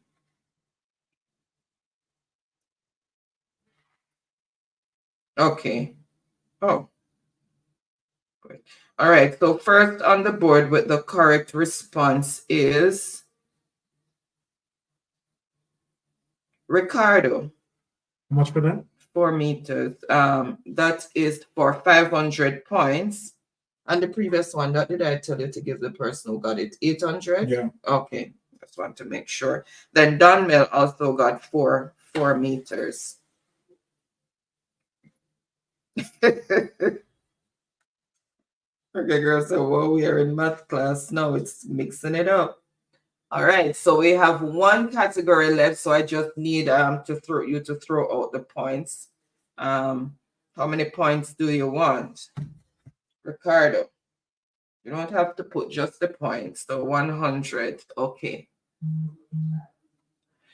Bob Marley's song said, I remember when we used to sit in government yard in Trenchtown. Name the song that that line is taken from. So Bob Marley's song, I remember when we used to sit in a government yard in Trenchtown. Name the song. So beautiful. I know my voice is painful to the ears, but I still have to pretend that we can't see. All right.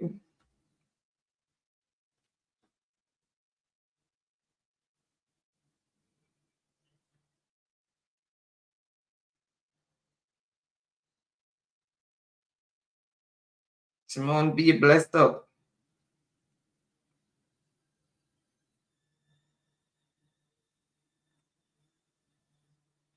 All right, I see the answer that I am looking for. And it is, what is no woman, no cry? Okay? No woman, no cry. And that is for 100 points. So let's see who first came in with the correct response.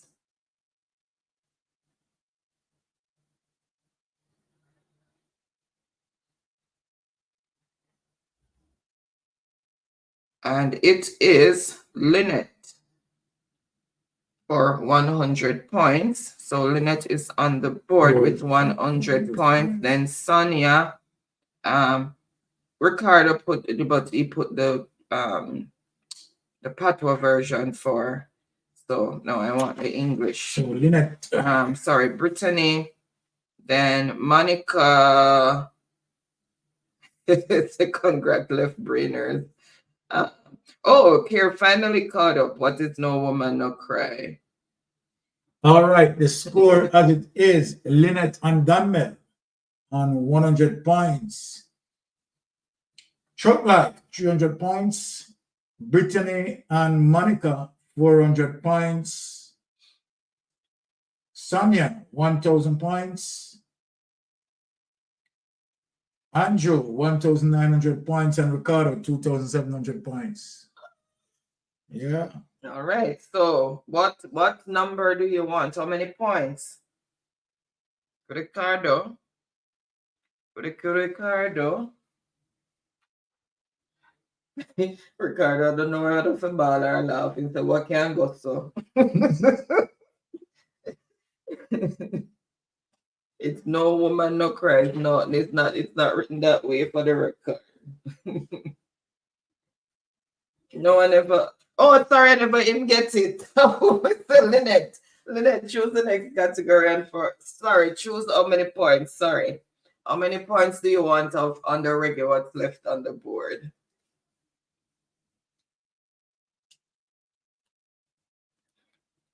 Do you want 200, 300, 400, or 500 points? Which one do you want to choose?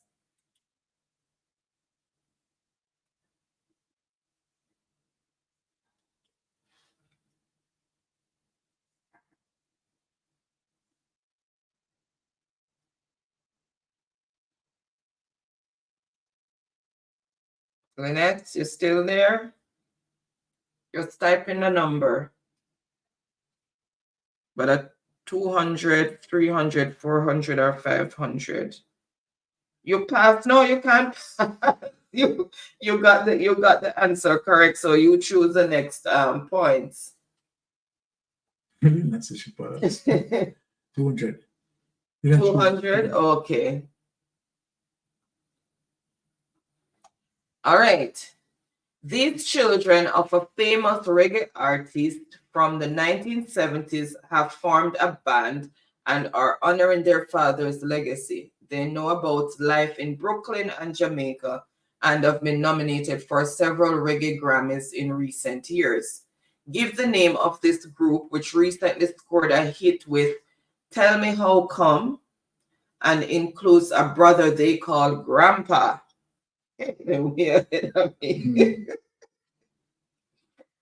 Oh, I don't know that music. All right. And remember, it is the name of the group. And the group is comprised of people.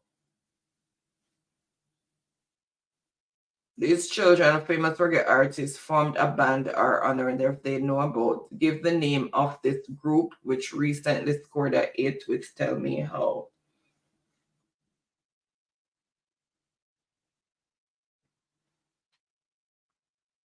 So it's comprised of people, so you have to do the one that has to do with people.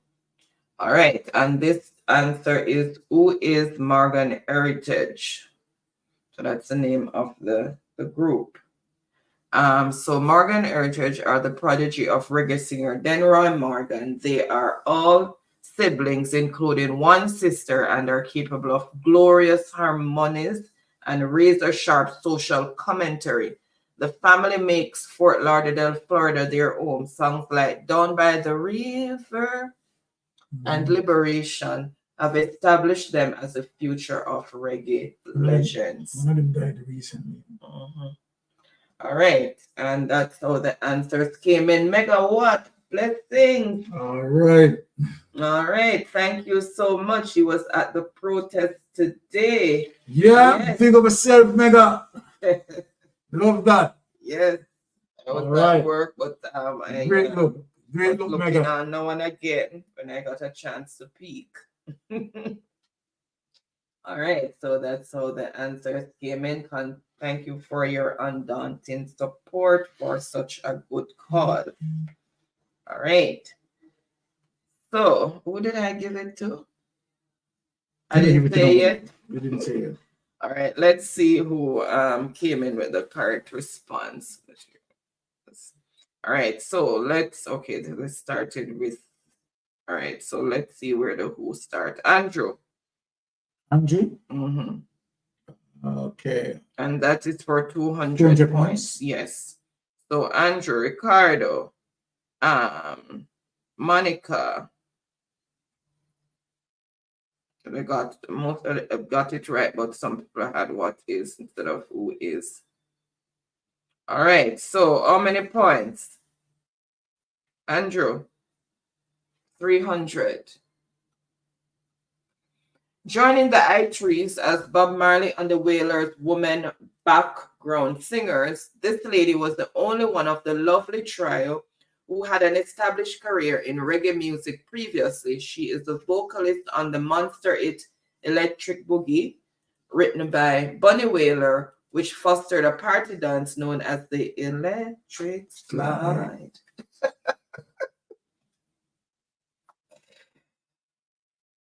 It's electric. Boogie, boogie. You can feel it.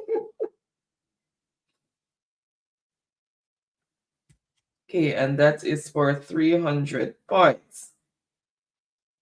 All right, I see the answer that I'm looking for, and it's who is Marcia Griffiths. Marcia Griffiths' singing career began in 1964, performing with Baron Lee and the Dragonaires. That was another great band. She was offered a recording contract by Clement Dodd on his Studio One label. In 1974, she joined the I-Threes and performed with the Wailers until Bob's death in 1981. And that is for 300 points. So let's see who picked up those 300 points.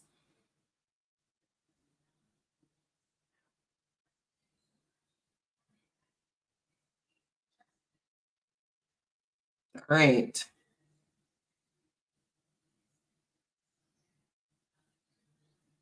Let me just look for the spelling. Ricardo, 300 points.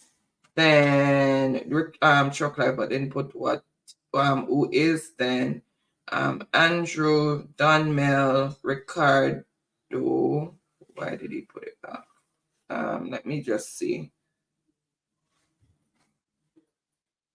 Yeah, I got it right. He just put it in caps for the beginning of the spelling. So Chocolate have corrected Monica, Lynette. Go what? Don't lie, I didn't see the shirt there. Not my words.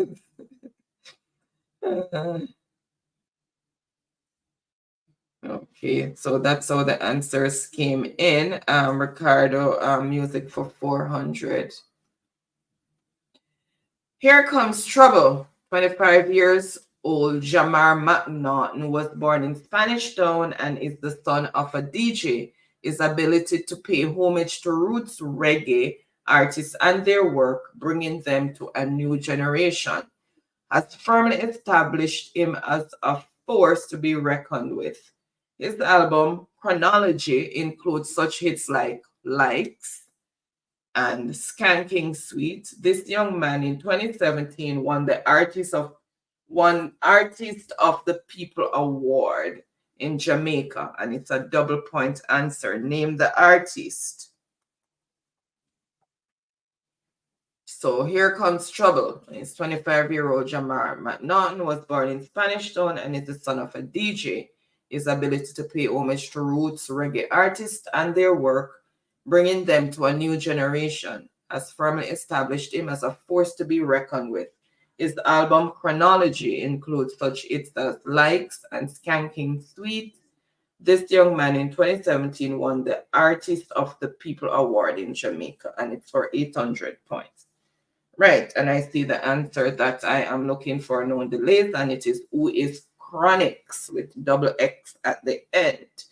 Chronix is the son of DJ named Chronicles, which is what his childhood nickname was. Little Chronix was derived from. At 25 years old, he has compiled a body of work that exceeds many of his elders in quality lyrics and musical fusion. He often pays homage to classic artists in his songs, calling out names, remixing songs, and even re-recording with the original artist. And that is for 800 points. All right, so let's see who picked up those 800 points. Ricardo. Wow. Then Truck Life on, okay, spelling off. So that's Ricardo, right? Yeah. Then Daniel, Lynette, Donmel, Andrew. Oh, Miss Brown was there. Okay. Seen her in a while. Andrew, oh, the vibes was better when the game just started because you were ahead. All right, so 500 points is left on the board, so I'm just going to reveal that. This artist won an honorary Peter Tosh Award for his social commentary and conscious lyrics. A prolific and endearing artist, he has released over 56 recordings. He is no stranger to controversy for some of his lyrics. But praise the Jah, the young man has been Grammy nominated as well. Born to Rasta parents, he follows the Bobo Shanti way. Give the stage name of Miguel Collins. So give the stage name of Miguel Collins. So this artist won an honorary Peter Tosh Award for his social commentary and conscious lyrics. A prolific and endearing artist, he has released over 56 recordings. He is no stranger to controversy for some of his lyrics, but praise the young man has been Grammy nominated as well. Born to Rasta parents, he follows the Bobo Shanti way. Give the stage name of Miguel Collins.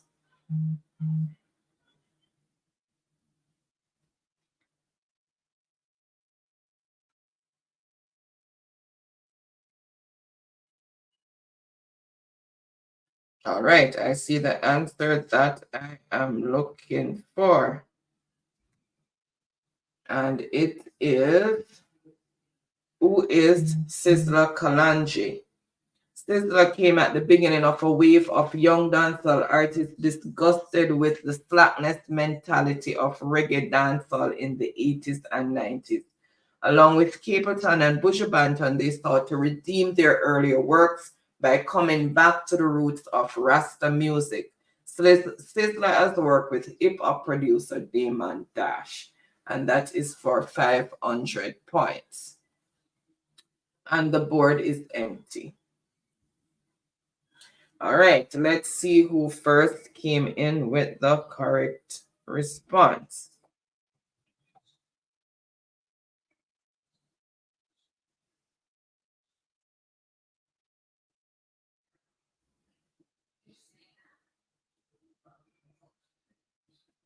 And that is for, what's that, 500 points, Sizzla Kalonji. Everybody else just have Sizzla. So Andrew for 500 points. Truck Life did have Andrew for Sizzla, 500? yeah. And everybody else just have Sizzla. Andrew's the only one who put the Kalonji at the end. Sonia also put the Kalonji at the end. Right, so that's all the answers came in. So congratulations to everyone who participated and answered. It's the game for swift fingers and fast internet. So congratulations to all who participated. Congratulations to all the winners. And the Baron is tallying. Okay, so for the fourth and fifth position, we have Brittany and Monica, both tied at 400 points. All right, no straight about that. In third place, Sonia, 1,000 points. Andrew, 2,600 points. And Ricardo take it home with 3,800 points. Congratulations to all the players. I should have Monica's number. Brittany, I think Pastor Small book here, so let me just see. So I am gonna put the number. Yeah, it's underneath those papers here. This way, see there. All right, so let me just put the number to stream across the screen. I think I should have Monica's number already that she wants. Then if any changes to the numbers that I have that you want changes, I'm just looking to see. So those whose number I don't have, I have a number from Monica because I know I did it up there and see it. If that number has changed, then Monica, you can just hit me up on WhatsApp and let me know. Not by night tonight. Or Daniel, Brittany. Not sure if I have a number for Brittany. So you can WhatsApp to send your number and make sure you put the provider with a Digicel or Flow. Okay, Monica says same. And give me some credits for being a good. I have credit for you already, Reggae Girl. I'm waiting on your number. I keep telling you to send me the number on WhatsApp. But I am not seeing it. And 8761 last week for $500 credit last week, and I did not get I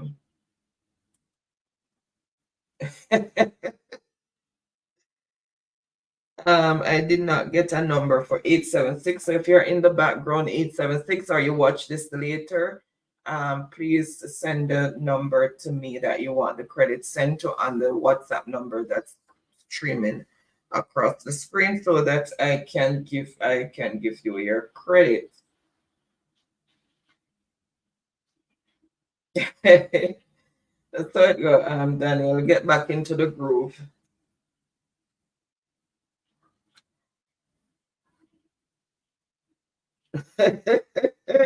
You know, I'm not getting in between the two on the argument, Andrew. And half of mine to Tiffany, even though she's not here. All right, I'll put Tiffany and I'll message her that when I'm sending it, I'll put that it's from you.